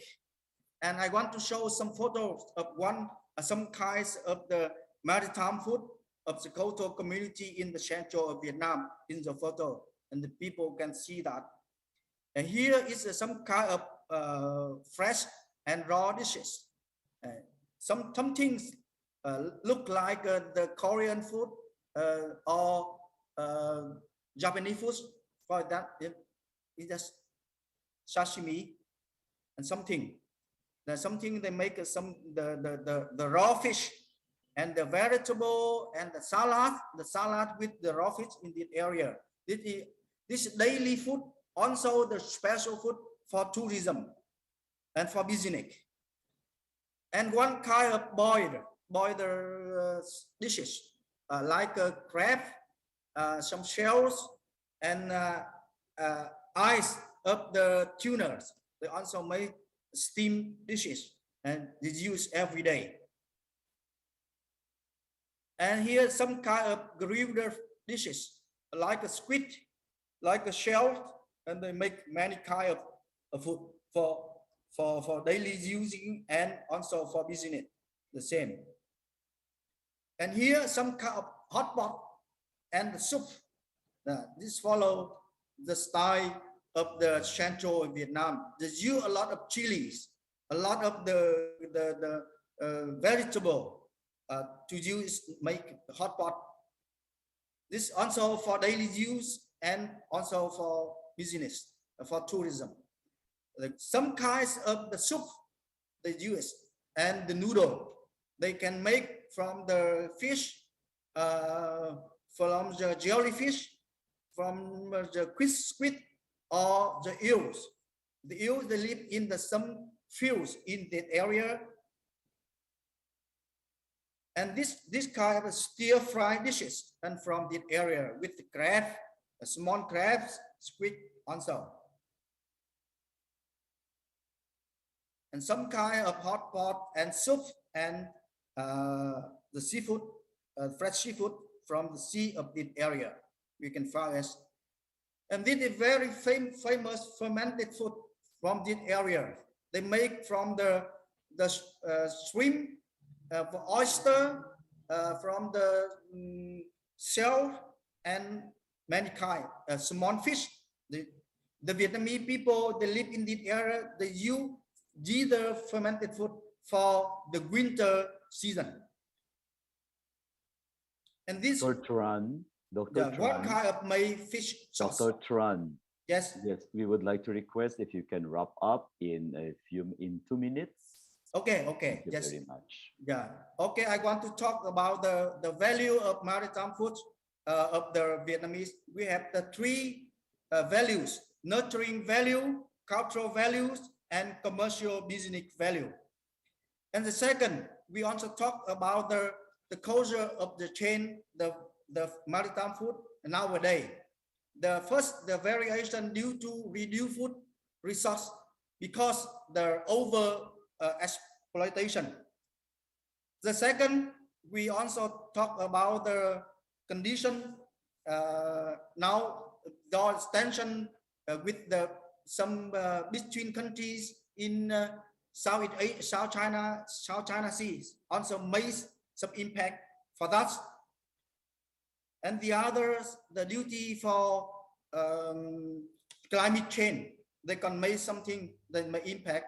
That why now the people in the area very difficult to get food from that, and that's unsafe due to the climate change. And they also have problem with the shrinking mining and farming environment change because the shrinking due to urbanization and by the booms of the coastal resort in that area, and tourists develop, and also the people they lost more the living condition in that area. And the others, the variation due to change of the livelihood of the local community, and this is the many causes for that in the future. And the later, because the time is not enough, we want to talk into the conclusion. And the traditional maritime food of the coastal community in central Vietnam, either from the form of the Vita community intangible cultural heritage, they are rich diversity, practice, preserved, and handed out through many generations. And thus cuisines is facing many challenges. It is necessary to take measure to protect of the food supply, protect a traditional form of processing and cooking, and protect of the authenticity of the dishes. Thank you for hearing. And later I will send the full of the paper to talk more detail about that. Thank you. Thank you, Dr. Tran. I think that was also very enlightening to really see all of these very daunting challenges that faces many of our coastal villages right there in central Vietnam. So without much ado, we're moving very late here. So I would like now to introduce our last speaker. Our last speaker is a sociologist from the Tukeli Research Center. He did research on traditional food system in La Malera recently. So he will talk about, this is quite a challenging title, Lango Bele, Penalaja, Vule Penete, a threefold to living sea-based economy in La Malera. Shall we all welcome Mr. Charles Beraf.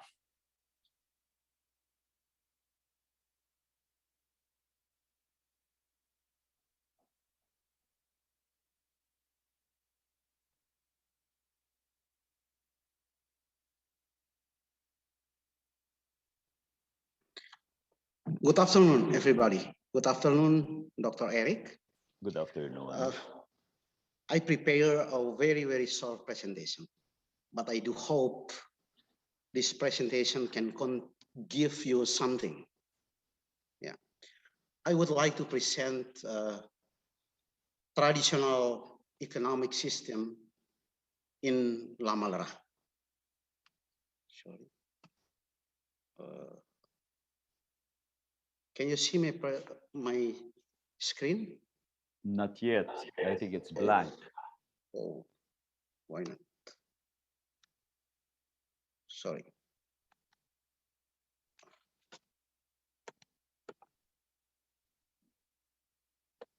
Something is missing here. Okay. Yes. Yes, perfect. Okay. Thank you. Yes. I would like to present traditional economic system in La Malera. La Malera is a village, is a community located on Lembata Island in East Nusa Tenggara Province in Indonesia. And La Malera community has a unique tradition, namely Olanua. I can spell it, O-L-A-N-U-A. Olanua, as the main way by which kinship, social interaction, religious life, and livelihood are built in. For a long time, La Malerans, community members, live this tradition as the main way for a living. Olanua consists of two words. Ola means work, means deed, and Nua means word, means speech. So the main principle in Olanua is words should become action. Words should become activity, reality. Yeah. Do what you have said and say what you have done. Yeah. Olanua, or this tradition, have this principle to guide La Malerans how to behave, how to treat others, how to live their customs, taboo, how they live their lives. Yeah. And so in its broader meaning, Olanua means life itself. Olanua means life itself. Olanua means life. There are three components in Olanua or in this tradition. The first part is clan house. We call in local name Langobela, owned by clan. And the second part is sailboat. It's also owned by clan. And the third part is barter. Those parts are related to each other. Clan house in Lamalara tradition is not only a building, but it is a symbol of community as well. It's also a symbol of kinship. Social interaction among clan members takes place first in their clan house. And clan house is also a symbol of authority. All regulations, customs, rules are introduced to all clan members in clan house. Any problem they have can be solved in clan house. Clan house is also, clan house is also symbol of religious life. Before Catholicism came to Lamalara, rituals and prayers take place only in clan house. And the head of clan can call for meeting and they pray together in clan house. As I mentioned before, clan house is a symbol of community. Therefore, clan house really related to sailboat that is used for fishing. Sailboat is used only for fishing. There are some aspects of sailboat or fishing. First aspect is socio-cultural aspect. Fishing strengthens the socio-cultural cohesion, not only among the crew members of the sailboat, which they belong to, but among the Lamalarans as well, all community. Main concerns of fishing is not individual needs, but the community needs. Okay. Second aspect, socio-religious aspect. Now, Catholic religious practices, for example, praying or sprinkling the crew members with the holy water, is done in sailboat. And all fishermen practice religious practices in Catholicism. And third aspect, socio-economic aspect. One of the purposes of fishing is food consumption. Yeah?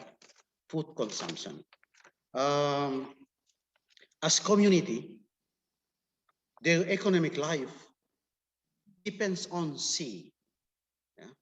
In clan house, they talk about the sea, about fishing, and they use sailboat going to the sea, catching the fish, and then they share fish meat to all crew members of the sailboat.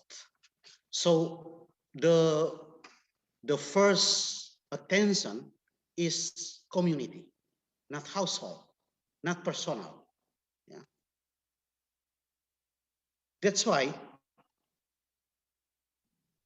sea for Lamalarans is a sacred mother. Why? The sea already gives its bounty, nurturing Lamalarans. Sea giving food for Lamalarans. That's why they consider sea as sacred mother. Like another cultures, they consider land as mother. So for Lamalarans, we consider sea as sacred mother because sea gives us food, fish. As I mentioned before, after fishing, they get fish and then they share fish meat to all crew members. And this is really related to division of labor in sailboat. They have different position in sailboat, but they all contribute for the community, for the sailboat, for the clan. So they, after catching the fish, they will get fish meat. Yeah.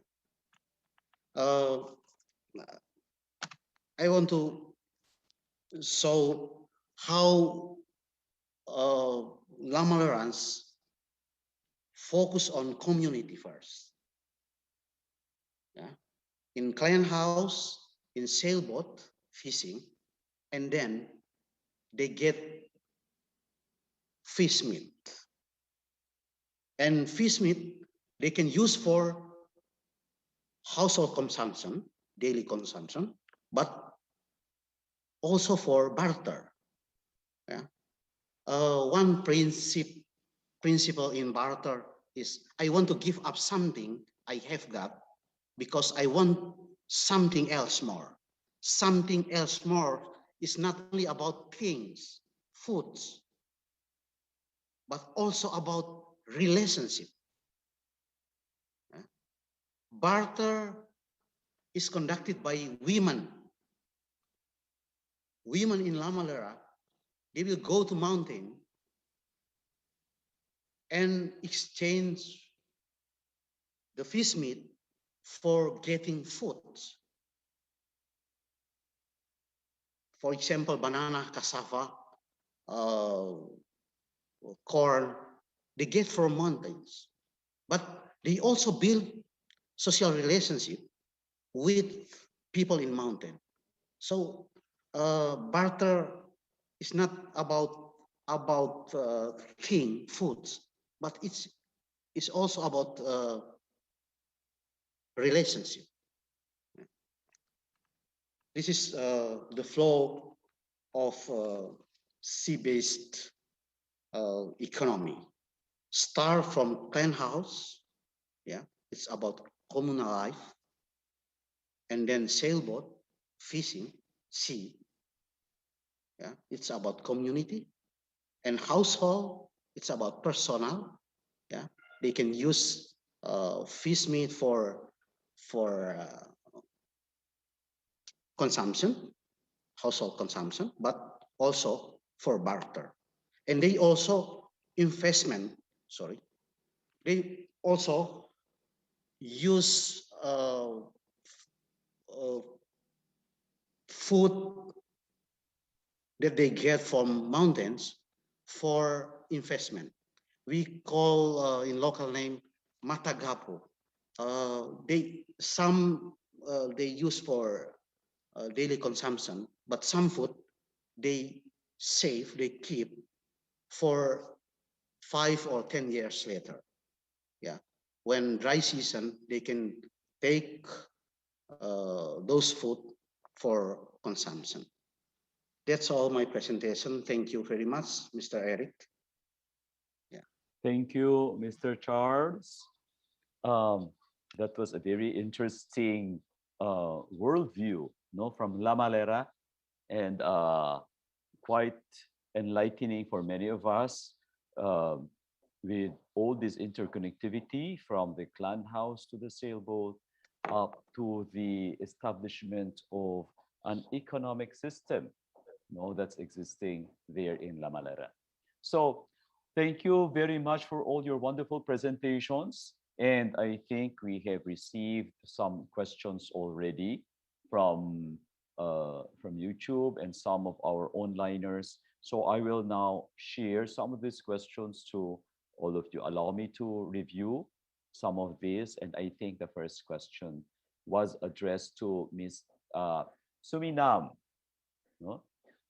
Ms. Sumi, so due to tourism activation or commercialization of traditional foods, traditional plants are cultivated in large quantities and unselected plants are in danger of extinction. It seems to be an example of the ambivalence of the disappearance of ecological diversity while maintaining traditional food in modern society. You talked about community involvements to sustain both environmental sustainability and traditional foodways. I wonder what kind of support will be needed at the local governmental level. Okay. First of all, I'm very glad that the one who gave this question shares the same idea of my observation. And to the answer about of the to the question, I think there's no. It is not like a simple answer to that, but I think that local government should do, what local government should do is to have a balance between promoting it and safeguarding the local food. For example, like I would like to share what Ulung local government is doing as an example answer to it. There's the Agriculture Technology Center, and they are supporting communities projects like a food demonstration I mentioned in my presentation. And also, since they are the technology center, they introduce the appropriate technology, which is eco-friendly, to the community. So helping them for sustainability of farming and sustainability of community as well.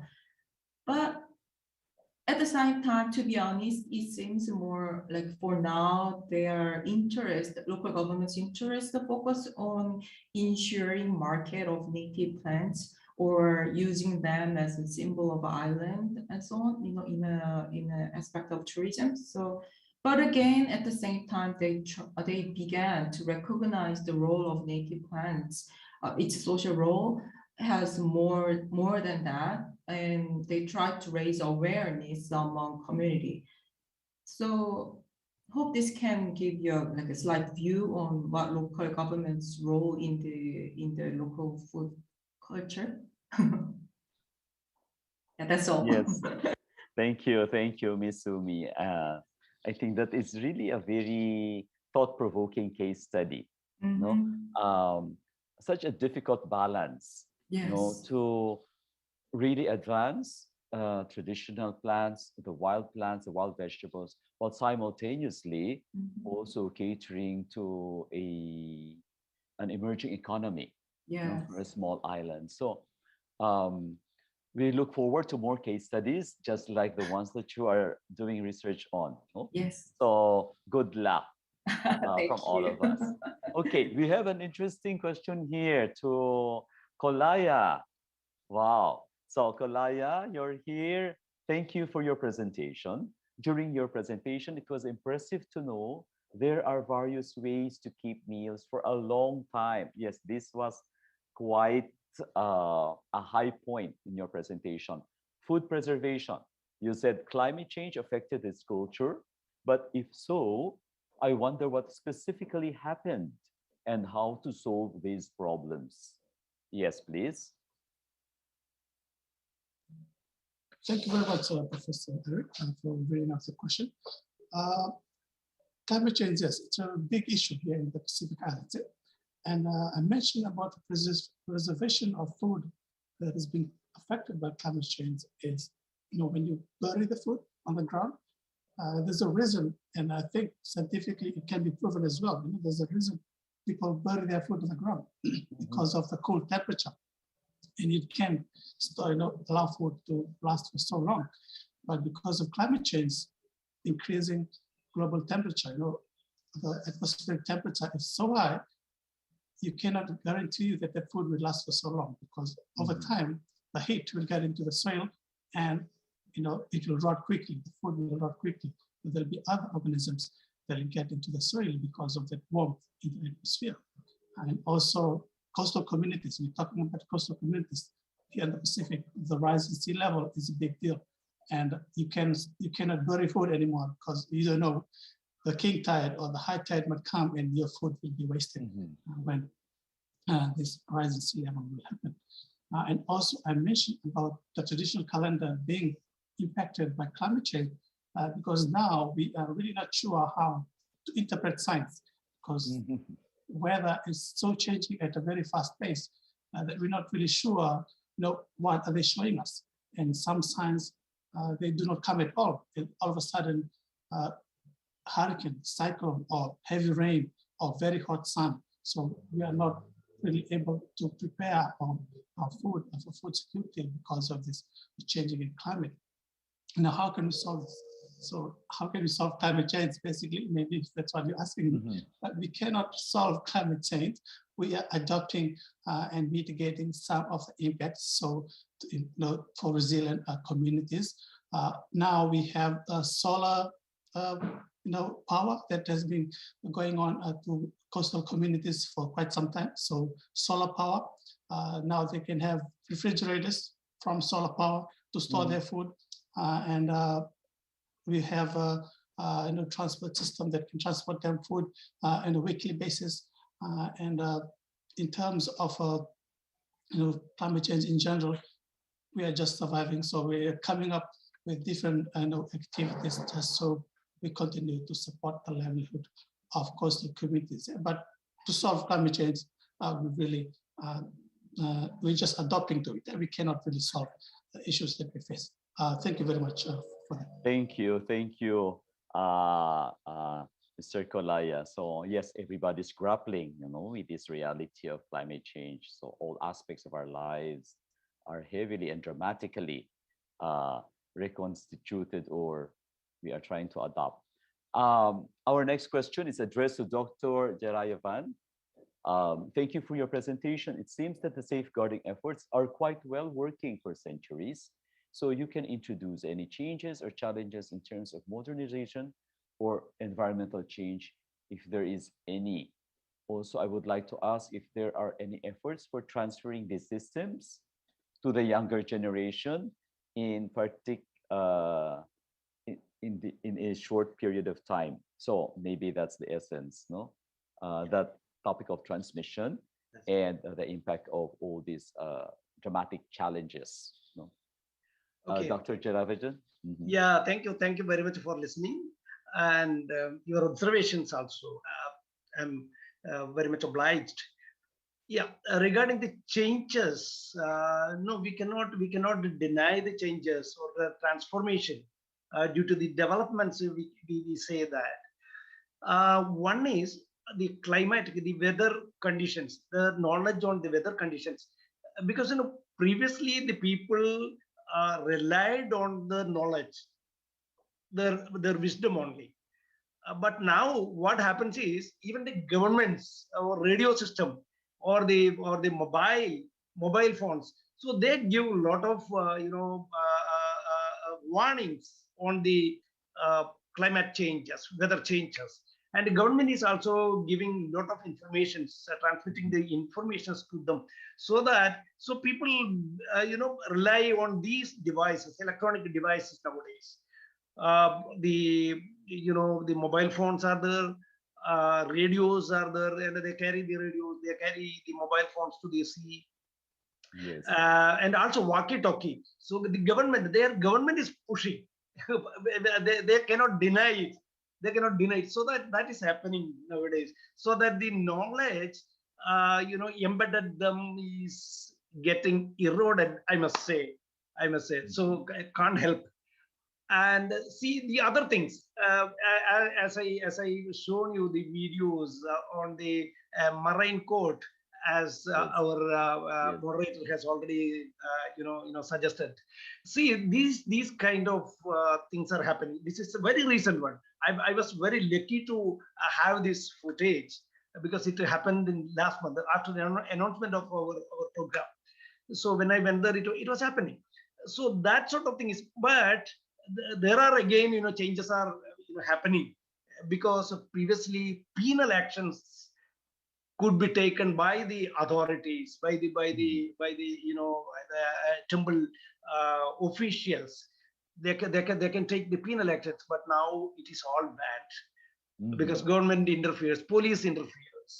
Only these kind of small things that happens into the community mainly. And regarding some small disputes between the seamen, one fisherman to the other fisherman, so that sort of settles. Disputes can be settled through these. And another thing is, if they even now they cannot violate the rules of the officials. They can't do that. Suppose if they say that you don't go to the sea, means it is banned. They cannot enter into the sea. So that otherwise they cannot live in that. So that sort of restriction is still there. So, and yeah, coming to the point, how these younger generation, yes, yes or no, something is happening. Only very few people are learning to their elders. Only very few. Others do not agree with them, and they have their own way. Transport system is there, mobility is there, and they have electronic devices, so that these type of folk songs and these folk knowledge have not much place in their locality nowadays. It is happening. Yeah, we have to agree. We have to agree that. But still, that knowledge is still there, and we have documented. Falkland has tried to document all this knowledge pertaining to their community, and we have done that, and we try to transfer from the one generation to the other. Also, we conducted workshops, we conducted festivals, we conducted seminars on this maritime culture of this area. Thank you. Yes. Yeah. Thank you. Yeah. Right. Thank you. Thank you very much. Also, last question, maybe common question: COVID-19 pandemic and how to mitigate. Is there any measures to mitigate the COVID-19 pandemic? Yes, they have their own system. Basically, what those people do is they go to the temples, they go to the worshiping places and do the worship, and do some sort of prayers, and these chanting of mantras. All these things are happening, and for them everything is mother goddess and sea goddess. Sea is considered to be the mother goddess. They call it Kadalamma. So Mother Sea, they say Mother Sea. So they worship Mother Sea, and that is how they mitigate their problems of this pandemic. Yes. Thank you. Thank you very much. So we move on to our fourth question. This is for Dr. Tran. I think we still have a few minutes to work out, just for everybody, just to share the ideas. Thank you for your presentation. Dr. Tran, you said food culture is changing due to changes in materials and tourism and businesses. It would be a common concern in all regions. Now, what are some ways we can develop in order to keep traditions in food while accepting these changes? No? So what may be a strategy on how you balance the food tradition along with all these very strong changes happening around? I think your audio is off.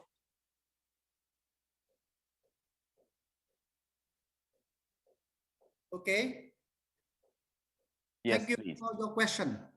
So, as I talked in my presentation, the cultural community in the central Vietnam, now they face for some challenges about the maritime food of their community had been changed for many reasons.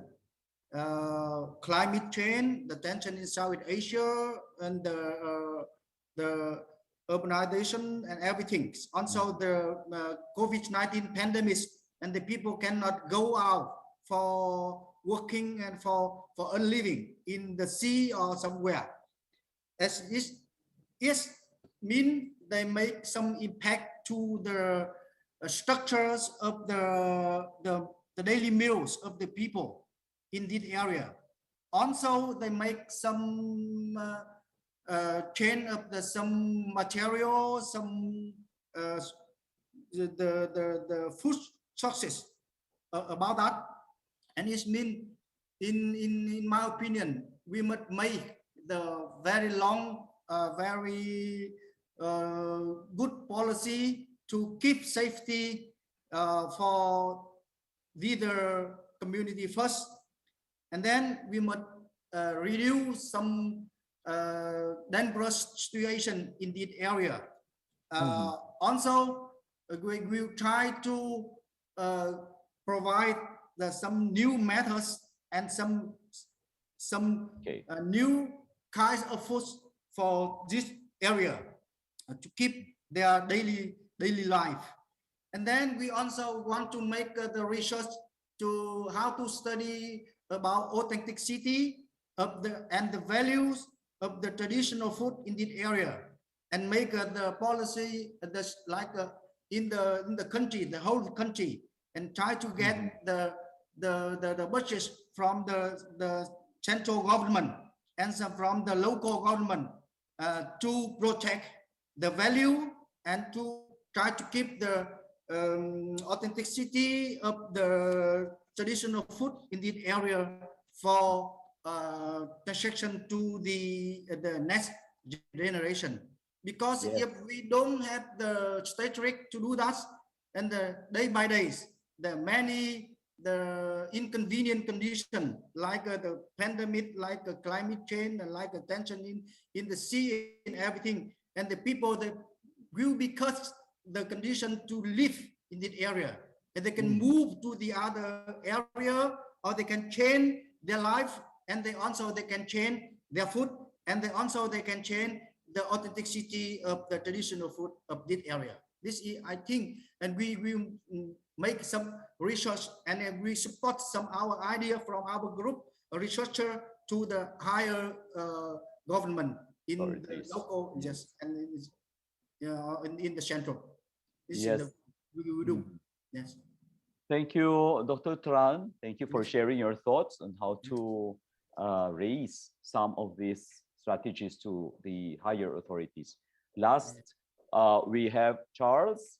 Charles, are you still there? Thank Yeah, you, I'm Mr. still Charles. It's very intriguing to hear about your La Malera case, especially on Yes. the three aspects. So maybe based on your speech, what La Mareras are fishing, in some ways, it's also really for living. So food resources face some challenges and are depleted due to climate changes. In this regard, are there any challenges that the communities face? And could you recommend any initiatives to overcome this? No, I think there are lots of challenges. Yes, Mr. Charles. Thank you, Mr. Eric.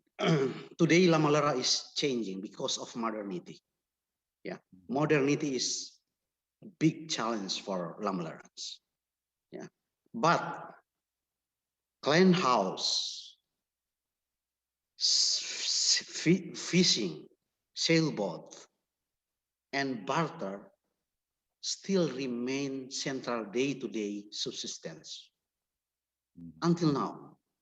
Yeah, for a long time we live this tradition, and through time we learn and learn to identify ourselves as fishermen.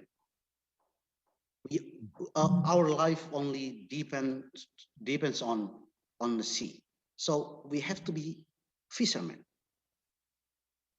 We realize that modernity is a big challenge, but we try to empower people in community to realize themselves, to identify themselves as fishermen.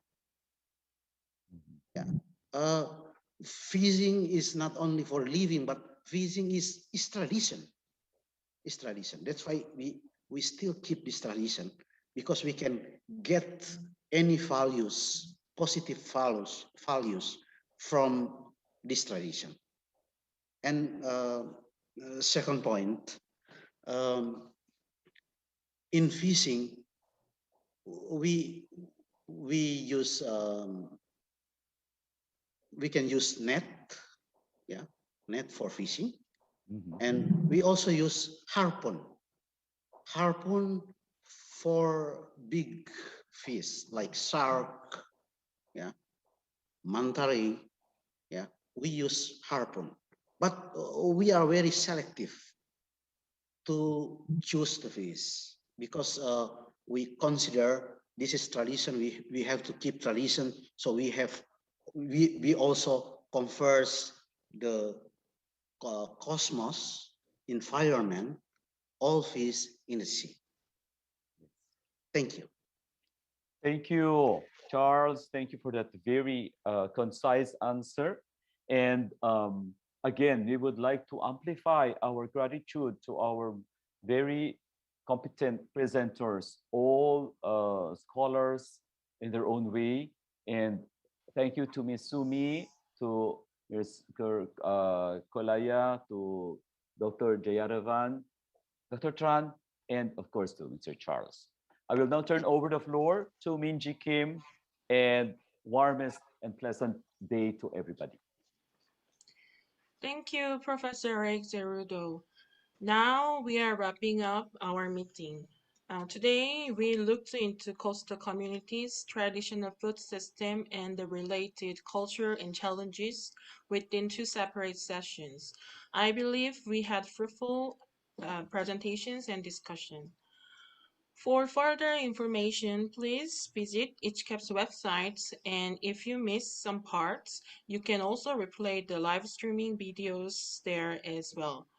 Thanks again for joining us today, and I hope you could have a small motivation for getting interested in safeguarding coastal communities' living heritage and their challenges. ICCAP will continue our efforts for supporting them. I hope to see you all in the near future. Thank you for watching. Thank you. Thank you very much. Thank you. Thank you, Ms. Kim. Thank you. Bye.